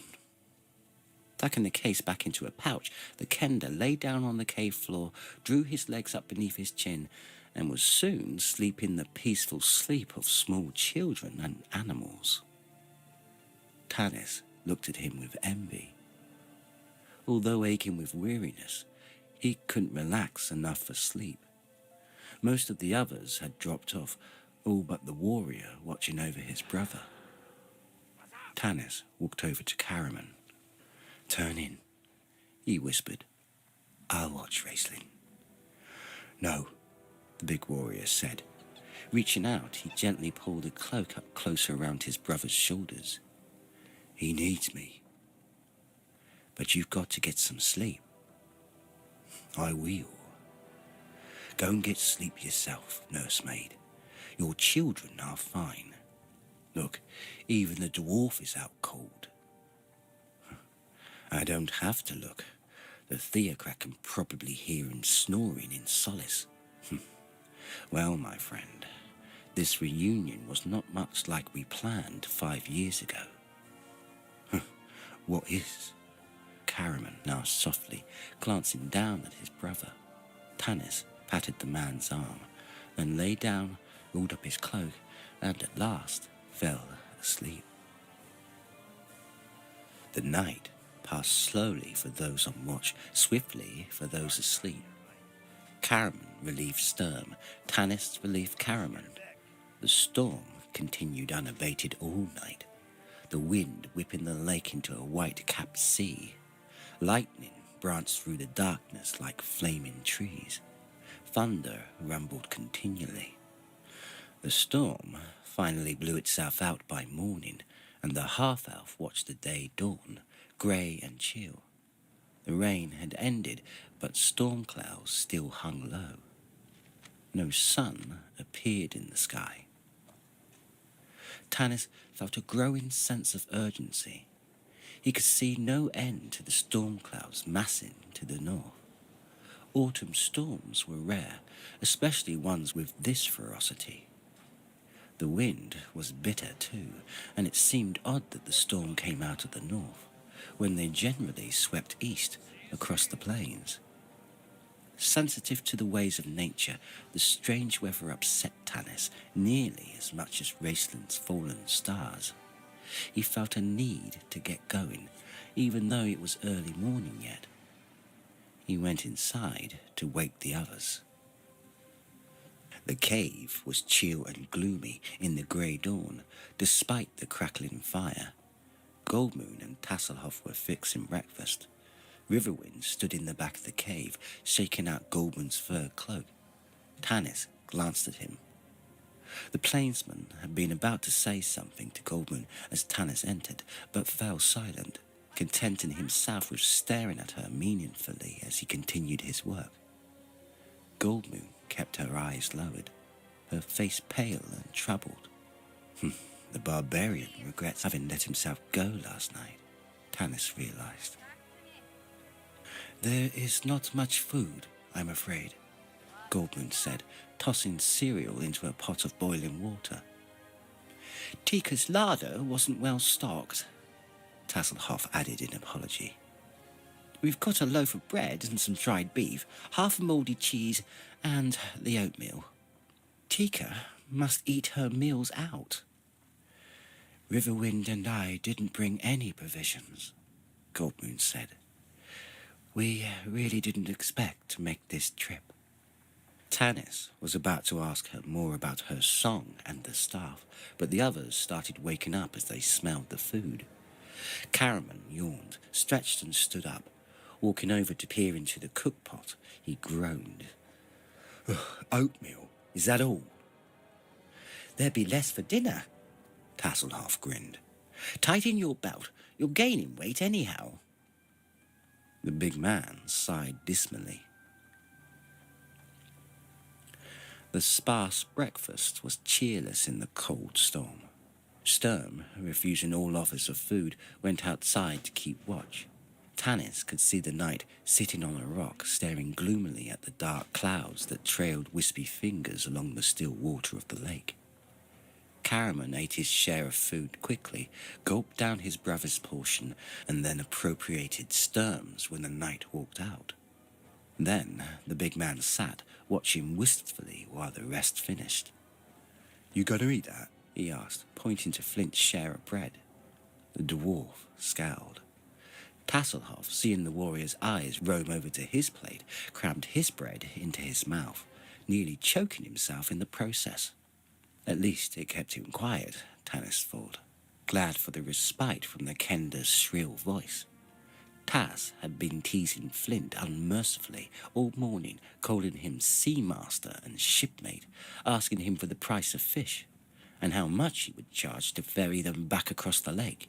Flint finally threw a rock at him, and Tanis sent Tas down to the lake to scrub the pans. The half-elf walked to the back of the cave. "How are you this morning, Raistlin? We're going to be moving out soon." "I am much better," the mage replied in his soft, whispering voice.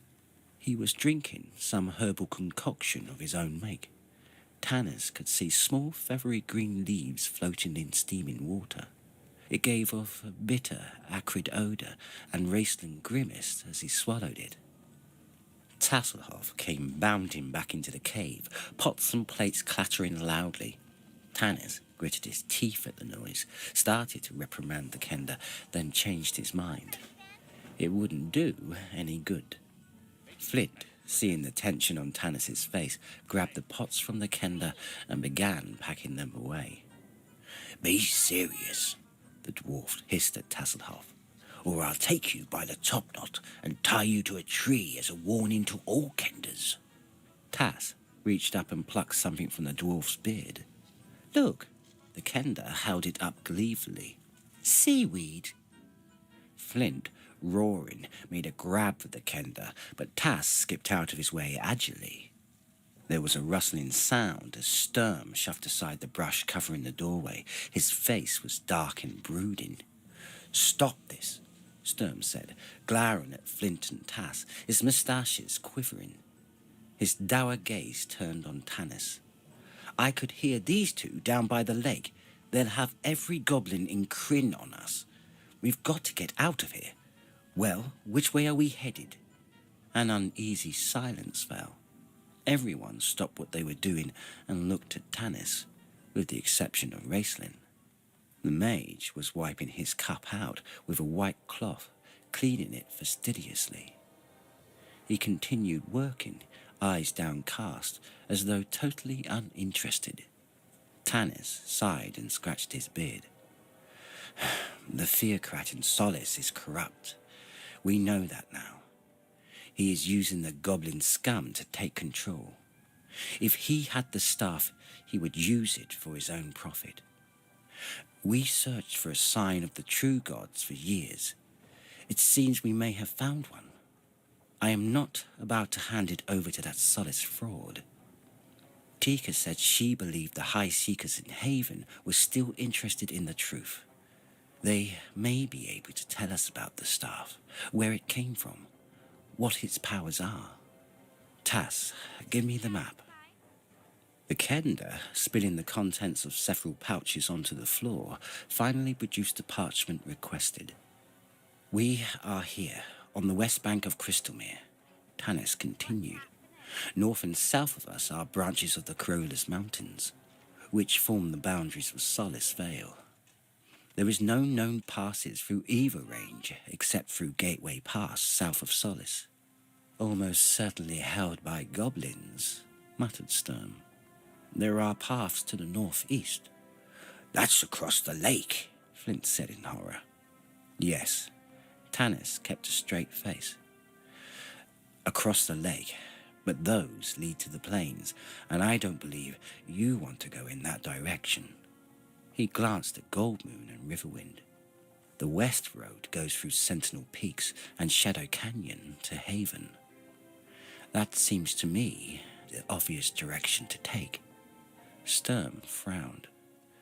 "And if the High Seekers are as bad as the ones in Solace?" "Then we continue south to Qualinesti." "Qualinesti?" Riverwind scowled. "The Elven lands?" No, humans are forbidden to enter. Besides, the way is hidden. A rasping, hissing sound cut into the discussion. Everyone turned to face Raistlin as he spoke. There is a way. His voice was soft and mocking. His golden eyes glittered in the cold light of dawn. The paths of the darkened wood, they lead right to Quellenesti. Darkened wood, Caraman repeated in alarm. No, Tanis. The warrior shook his head. I'll fight the living any day of the week, but not the dead. Dead? Tasselhoff asked eagerly. Tell me, Caraman. Shut up, Tass. Sturm snapped. Darkened wood is madness. None who enter have ever returned. You would have us take this prize there, mage. Hold, Tanis spoke sharply. Everyone fell silent. Even Sturm quieted. The knight looked at Tanis's calm, thoughtful face, the almond-shaped eyes that held the wisdom of his many years of wandering. The knight had often tried to resolve within himself why he accepted Tanis's leadership. He was nothing more than a bastard half-elf after all. He did not come of noble blood. He wore no armour, carried no shield with a proud emblem. Yet Sturm followed him, and loved him, and respected him as he respected no other living man. Life was a dark shroud to the Solamnic knight. He could not pretend to ever know or understand it, except through the code of the knights he lived by. Es Solaris o Mythos, my honour is life. The code defined honour and was more complete and detailed and strict than any known on Krynn.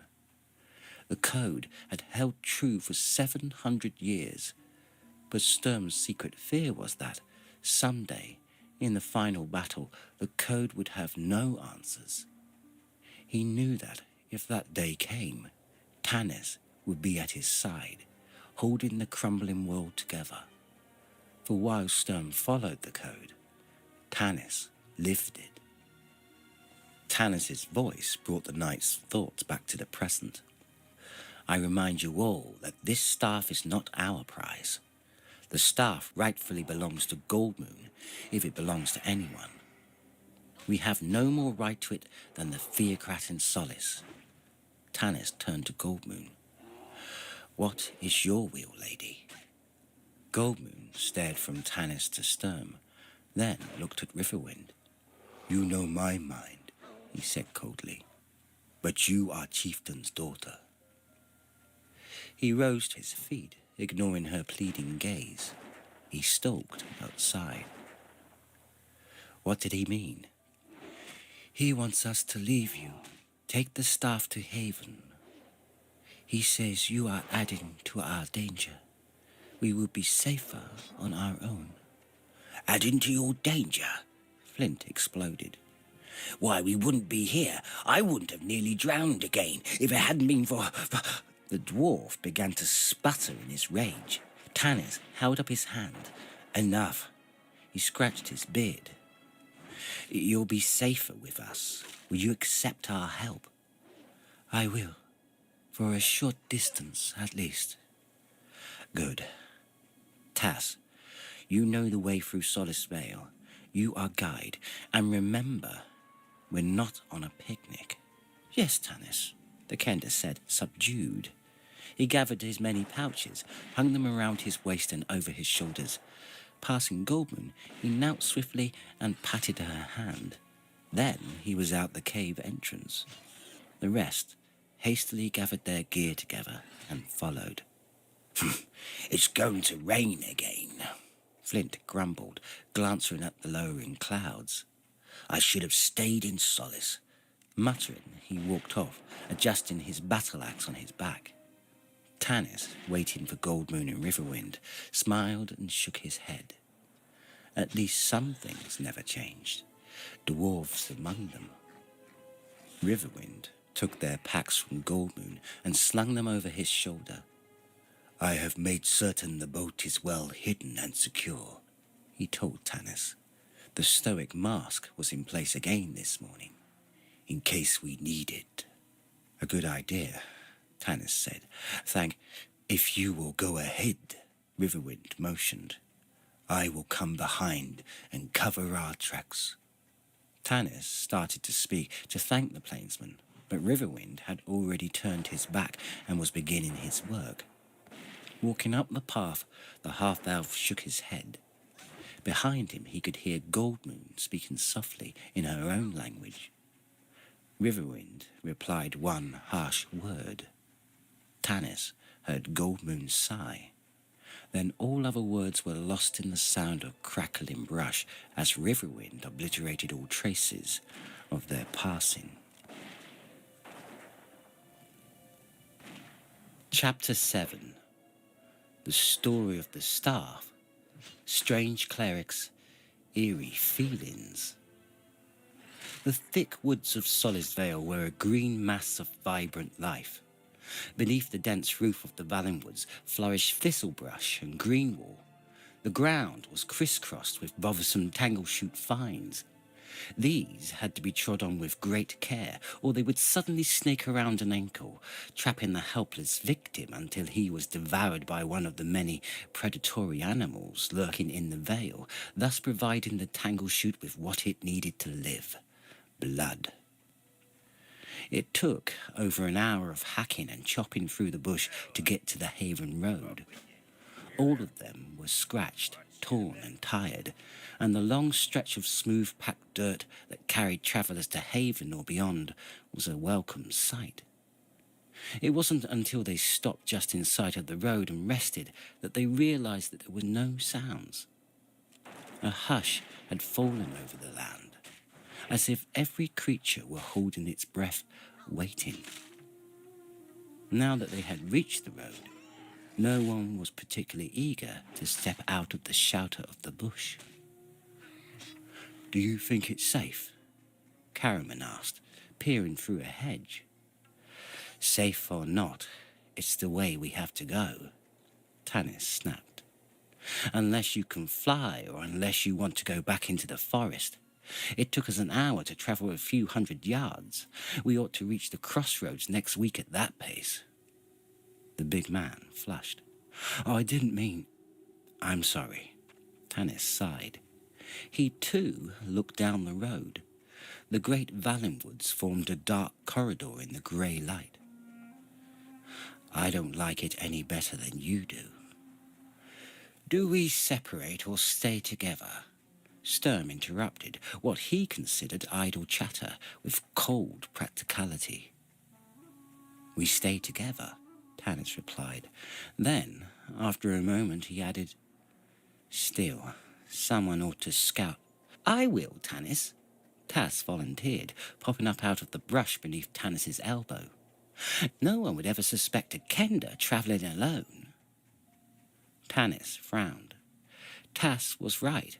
No one would suspect him. Kenders were all afflicted with wanderlust, travelling throughout Kryn in search of adventure. But Tass had the disconcerting habit of forgetting his mission and wandering off if something more interesting caught his attention. "Very well," Tanis said finally. "But remember, Tasselhoff Burford, keep your eyes open and your wits about you. No roaming off the road, and above all," Tanis fixed the Kender's eyes with his own sternly, "keep your hands out of other people's belongings." "Unless they're bakers," Caraman added. Tass giggled, pushed his way through the final few feet of brush, and started off down the road, his hoopak staff digging holes in the mud, his pouches jouncing up and down as he walked. They heard his voice lifting a Kender trail song. "Your one true love's a sailing ship that anchors at our pier. We lift her sails, we man her decks, we scrub the portals clear. And yes, our lighthouse shines for her, and yes, our shores are warm. We steer her into harbour, any port in a storm. The sailors stand upon the docks, the sailors stand in line, as thirsty as a dwarf for gold or centres for cheap wine. For all the sailors love her and flock to where she's moored, each man hoping that he might go down, all hands on board. Go down, all hands on board. Tanis, grinning, allowed a few minutes to pass after hearing the last verse of Tass's song before starting out. Finally, they stepped out onto the road with as much fear as a troupe of unskilled actors facing a hostile audience. It felt as if every eye on Kryn was on them. The deep shade under the flame-coloured leaves made it impossible to see anything in the woods, even a few feet from the road. Sturm walked ahead of the group, alone in bitter silence. Tanis knew that though the knight held his head proudly, he was slogging through his own darkness. Caraman and Raistlin followed. Tanis kept his eyes on the mage, concerned about his ability to keep up. Raistlin had experienced some difficulty in getting through the brush, but he was moving along well now. He leaned on his staff with one hand, holding an open book with the other. Tanis at first wondered what the mage was studying. Then he realized it was his spell book. It is the curse of the Magi that they constantly study and recommit their spells to memory every day. The words of magic flame in the mind, then flicker and die when the spell is cast.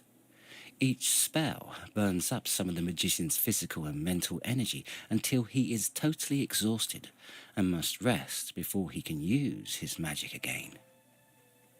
Flint stumped along on the other side of Caraman. The two began to argue softly about the 10-year-old boating accident. "Tried to catch a fish with your bare hands," Flint grumbled in disgust. Tanis came along, walking next to the plainsman. He turned his attention to Goldmoon, seeing her clearly in the flecked grey light beneath the trees. He noticed lines around her eyes that made her appear older than her 29 years. "Our lives have not been easy," Goldmoon confided in him as they walked. "Riverwind and I have loved each other many years. But it is the law of my people that a warrior who wants to marry his chieftain's daughter must perform some great feat to prove himself worthy. It was worse with us. Riverwind's family was cast out of our tribe years ago for refusing to worship our ancestors. His grandfather believed in ancient gods who had existed before the cataclysm, though he could find little evidence of them left on Kryn. My father was determined I should not marry so far beneath my station.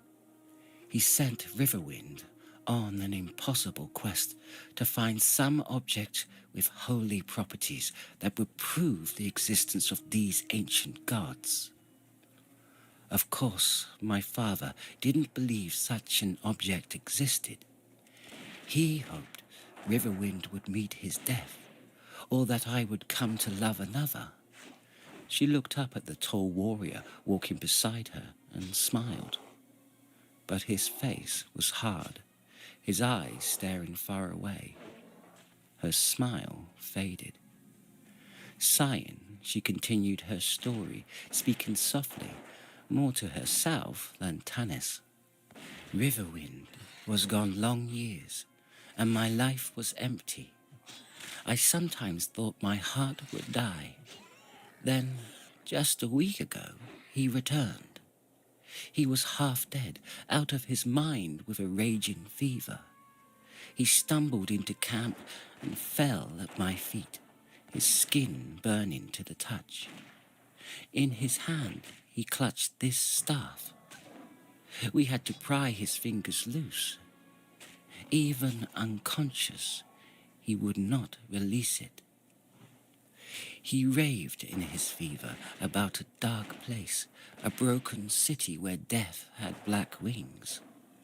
Then, when he was nearly wild with fear and terror and the servants had to tie his arms to the bed, he remembered a woman dressed in blue light. She came to him in the dark place, he said, and healed him and gave him the staff. When he remembered her, he grew calmer and his fever broke. 2 days ago. She paused. Had it really been only 2 days? It seemed a lifetime. Sighing, she continued.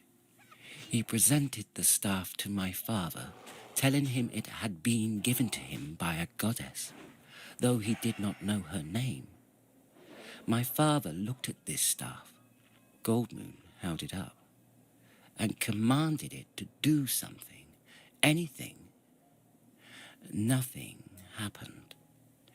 He threw it back to Riverwind, proclaiming him a fraud, and ordered the people to stone him to death as punishment for his blasphemy. Goldmoon's face grew pale as she spoke.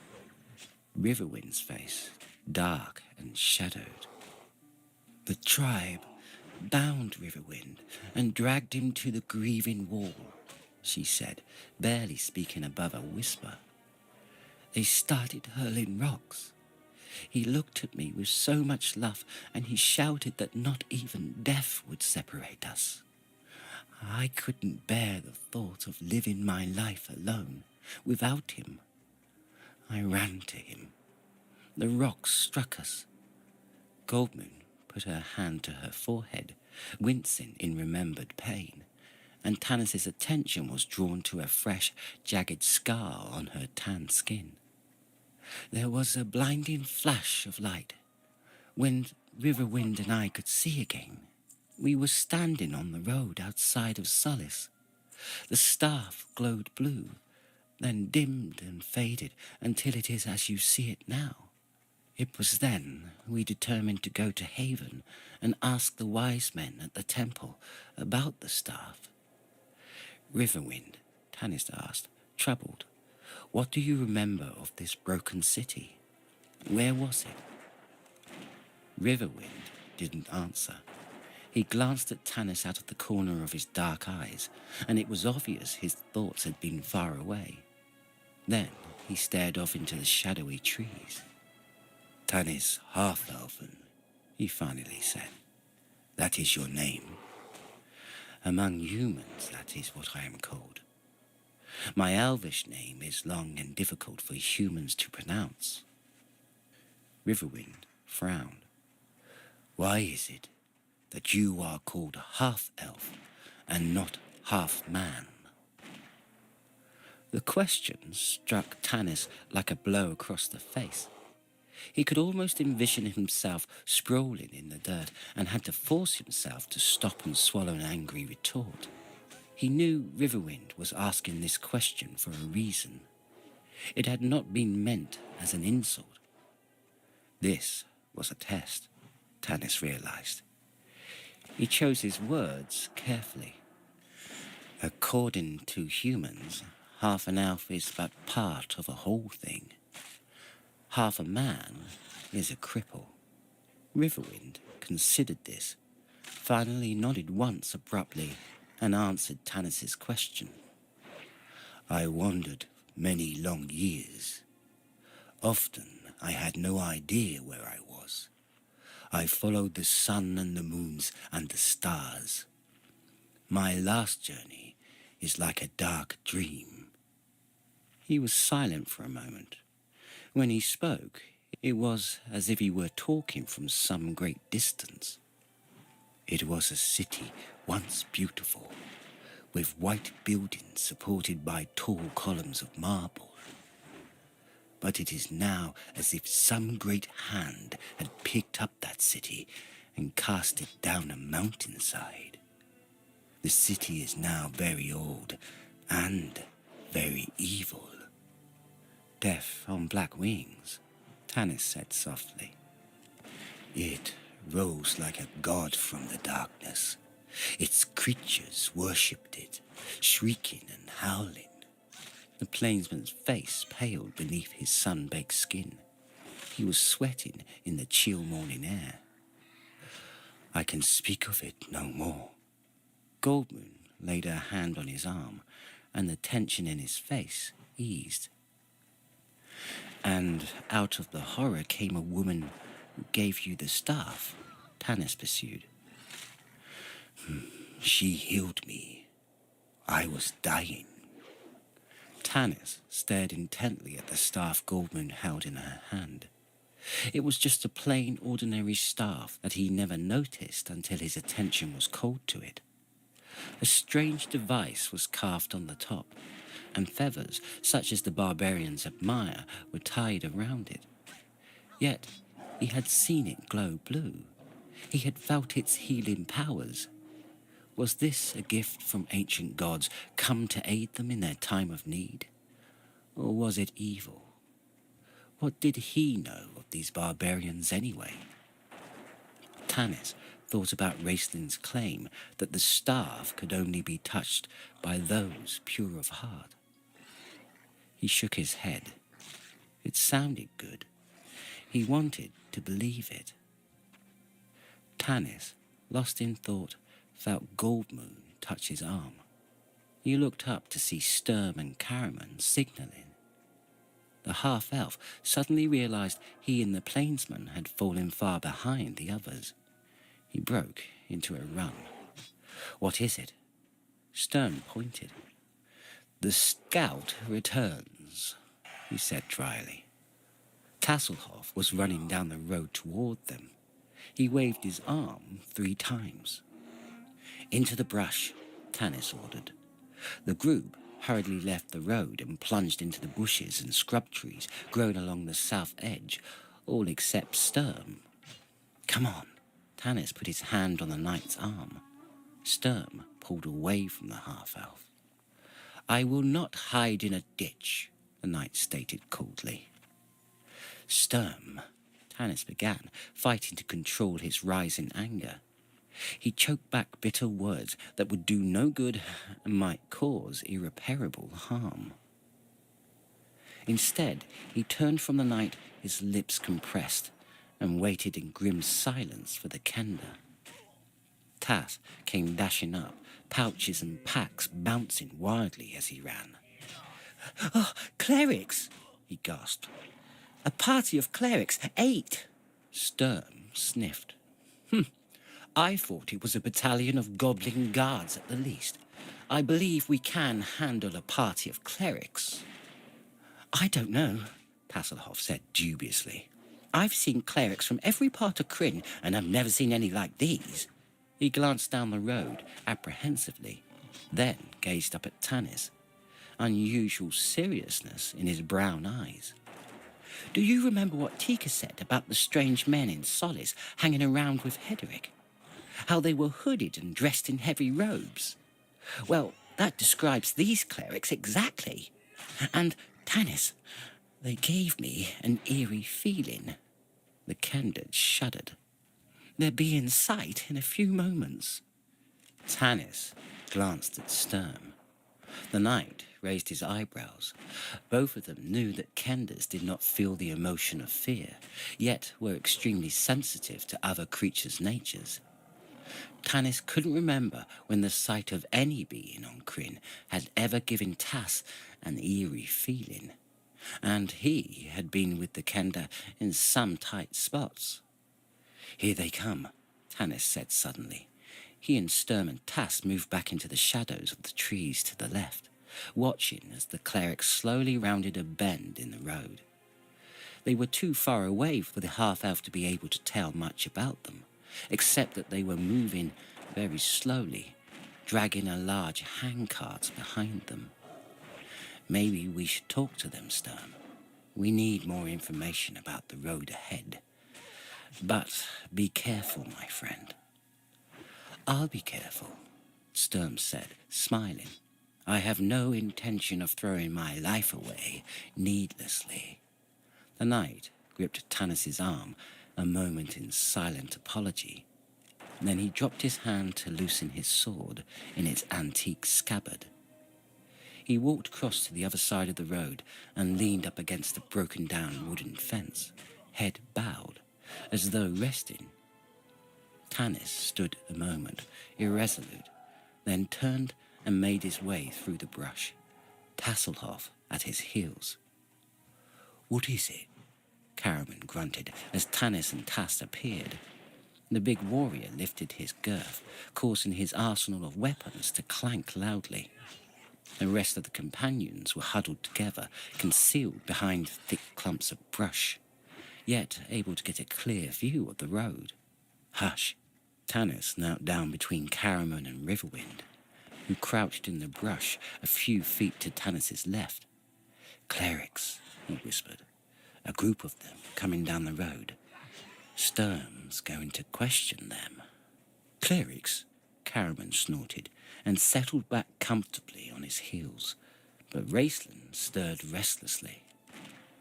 Clerics, he whispered thoughtfully. I do not like this. What do you mean? Asked Tanis. Raceland peered at the half-elf from the dark shadows of his hood. All Tanis could see were the mage's golden hourglass eyes, narrow slits of cunning and intelligence. Strange clerics. Raceland spoke with elaborate patience, as one speaks to a child. The staff has healing, clerical powers, such powers as have not been seen on Kryn since the Cataclysm. Caraman and I saw some of these cloaked and hooded men in Solace. Don't you find it odd, my friend, that these clerics and this staff turned up at the same time, in the same place, when neither has been seen before? Perhaps this staff is truly theirs by right. Tanis glanced at Goldmoon. Her face was shadowed with worry. Surely she must be wondering the same thing. He looked back at the road again. The cloaked figures were moving at a crawling pace, pulling the cart. Sturm sat on the fence, stroking his moustaches. The companions waited in silence. Grey clouds massed overhead, the sky grew darker, and soon water began to drip through the branches of the trees. There, it's raining, Flint grumbled. It isn't enough that I have to squat in a bush like a toad. Now I get soaked to the skin. Tanis glared at the dwarf. Flint mumbled and fell silent. Soon the companions could hear nothing but the rain splattering against the already wet leaves, drumming on shield and helm. It was a cold, steady rain, the kind that seeps through the thickest cloak. It ran off Caraman's dragon helm and trickled down his neck. Raceland began to shiver and cough, covering his mouth with his hand to muffle the sound as everyone stared at him in alarm. Tanis looked out to the road.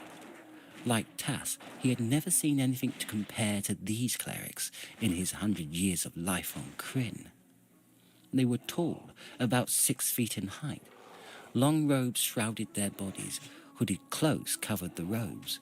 Even their feet and hands were wrapped in cloth, like bandages, covering leprous wounds. As they neared Sturm, they glanced around warily. One of them stared into the brush where the companions were hiding. They could see only dark, glittering eyes through the swath of cloth. Hail, Knight of Solamnia, the lead cleric said in the common tongue. His voice was hollow, lisping, an inhuman voice. Tanis shivered. Greetings, brethren, Sturm answered, also in common. I have travelled many miles this day, and you are the first travellers I have passed. I have heard strange rumours, and I seek information about the road ahead. Where do you come from? We come from the east originally, but today we travel from Haven. It is a chill, bitter day for journeying, knight, which is perhaps why you find the road empty. We ourselves would not undertake such a journey, save we are driven by necessity. We did not pass you on the road. So you must be travelling from Solace, Sir Knight. Sturm nodded. Several of the clerics standing at the rear of the cart turned their hooded faces toward each other, muttering. The lead cleric spoke to them in a strange, guttural language. Tanis looked at his companions.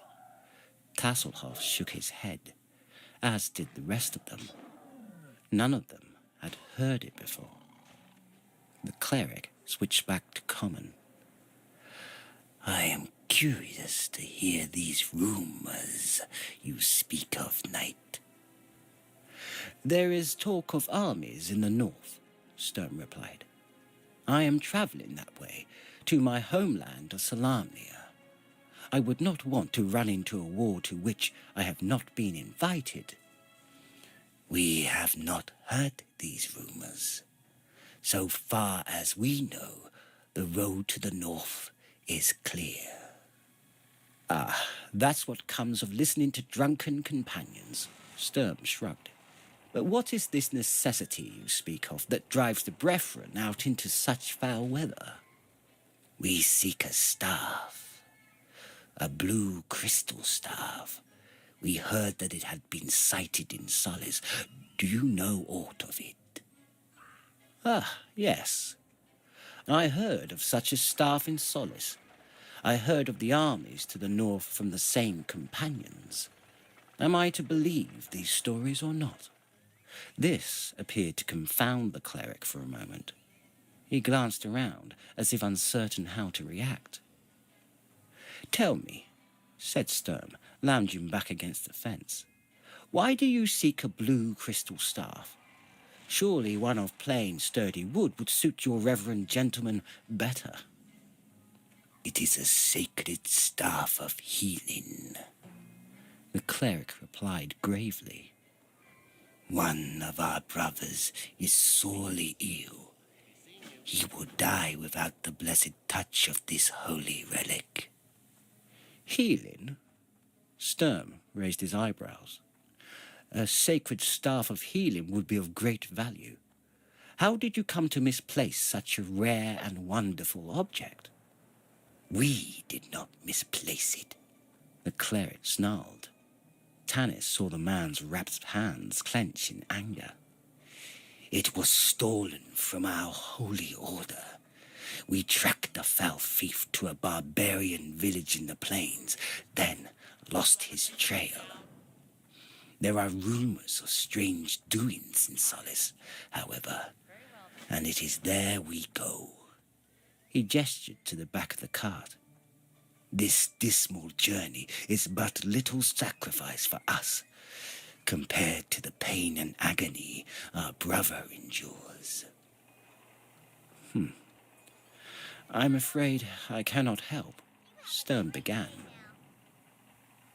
I can help you, called a clear voice from beside Tanis. Goldmoon had risen from the brush and was walking determinedly to the road, pushing aside tree branches and brambles. Riverwind jumped to his feet and crashed through the shrubbery after her. Goldmoon, Tanis risked a piercing whisper. I must know, was all she said. The clerics, hearing Goldmoon's voice, glanced at each other knowingly, nodding their hooded heads. Tanis sensed trouble, but before he could say anything, Caraman jumped to his feet. The plainsmen are not leaving me behind in a ditch while they have all the fun, Caraman stated, plunging through the thicket after Riverwind. Has everyone gone mad? Tanis growled.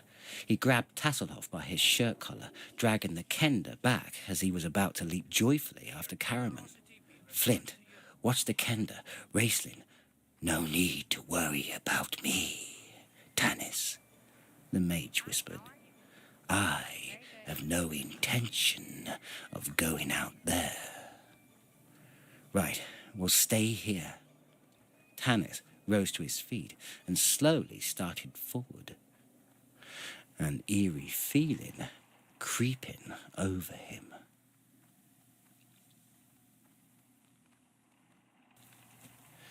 Chapter 8. searched for truth, unexpected answers. I can help you. Goldmoon's clear voice rang out like a pure silver bell. The chieftain's daughter saw Sturm's shocked face. She understood Tanis's warning. But this was not the act of a foolish, hysterical woman. Goldmoon was far from that.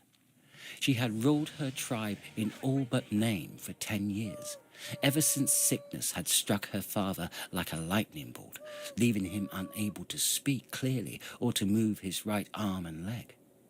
She had led her people in times of war with neighboring tribes and in times of peace. She had confounded attempts to wrest her power from her. She knew that what she was doing now was dangerous. These strange clerics filled her with loathing, but they obviously knew something about this staff, and she had to know the answer. I am the bearer of the blue crystal staff, Goldmoon said, approaching the leader of the clerics, her head held proudly. But we did not steal it. The staff was given to us. Riverwind stepped to one side of her, Sturm to the other. Caraman came charging through the brush and stood behind her, his hand on his sword hilt, an eager grin on his face. So you say, the cleric said in a soft, sneering voice. He stared at the plain brown staff in her hand with avid, black, gleaming eyes, then reached out his wrapped hand to take it. Goldmoon swiftly clasped the staff to her body. The staff was carried out of a place of great evil, she said. I will do what I can to help your dying brother, but I will not relinquish this staff to you or to anyone else until I am firmly convinced of your rightful claim to it. The cleric hesitated, glanced back at his fellows. Tanis saw them make nervous, tentative gestures toward the wide cloth belts they wore, tied around their flowing robes.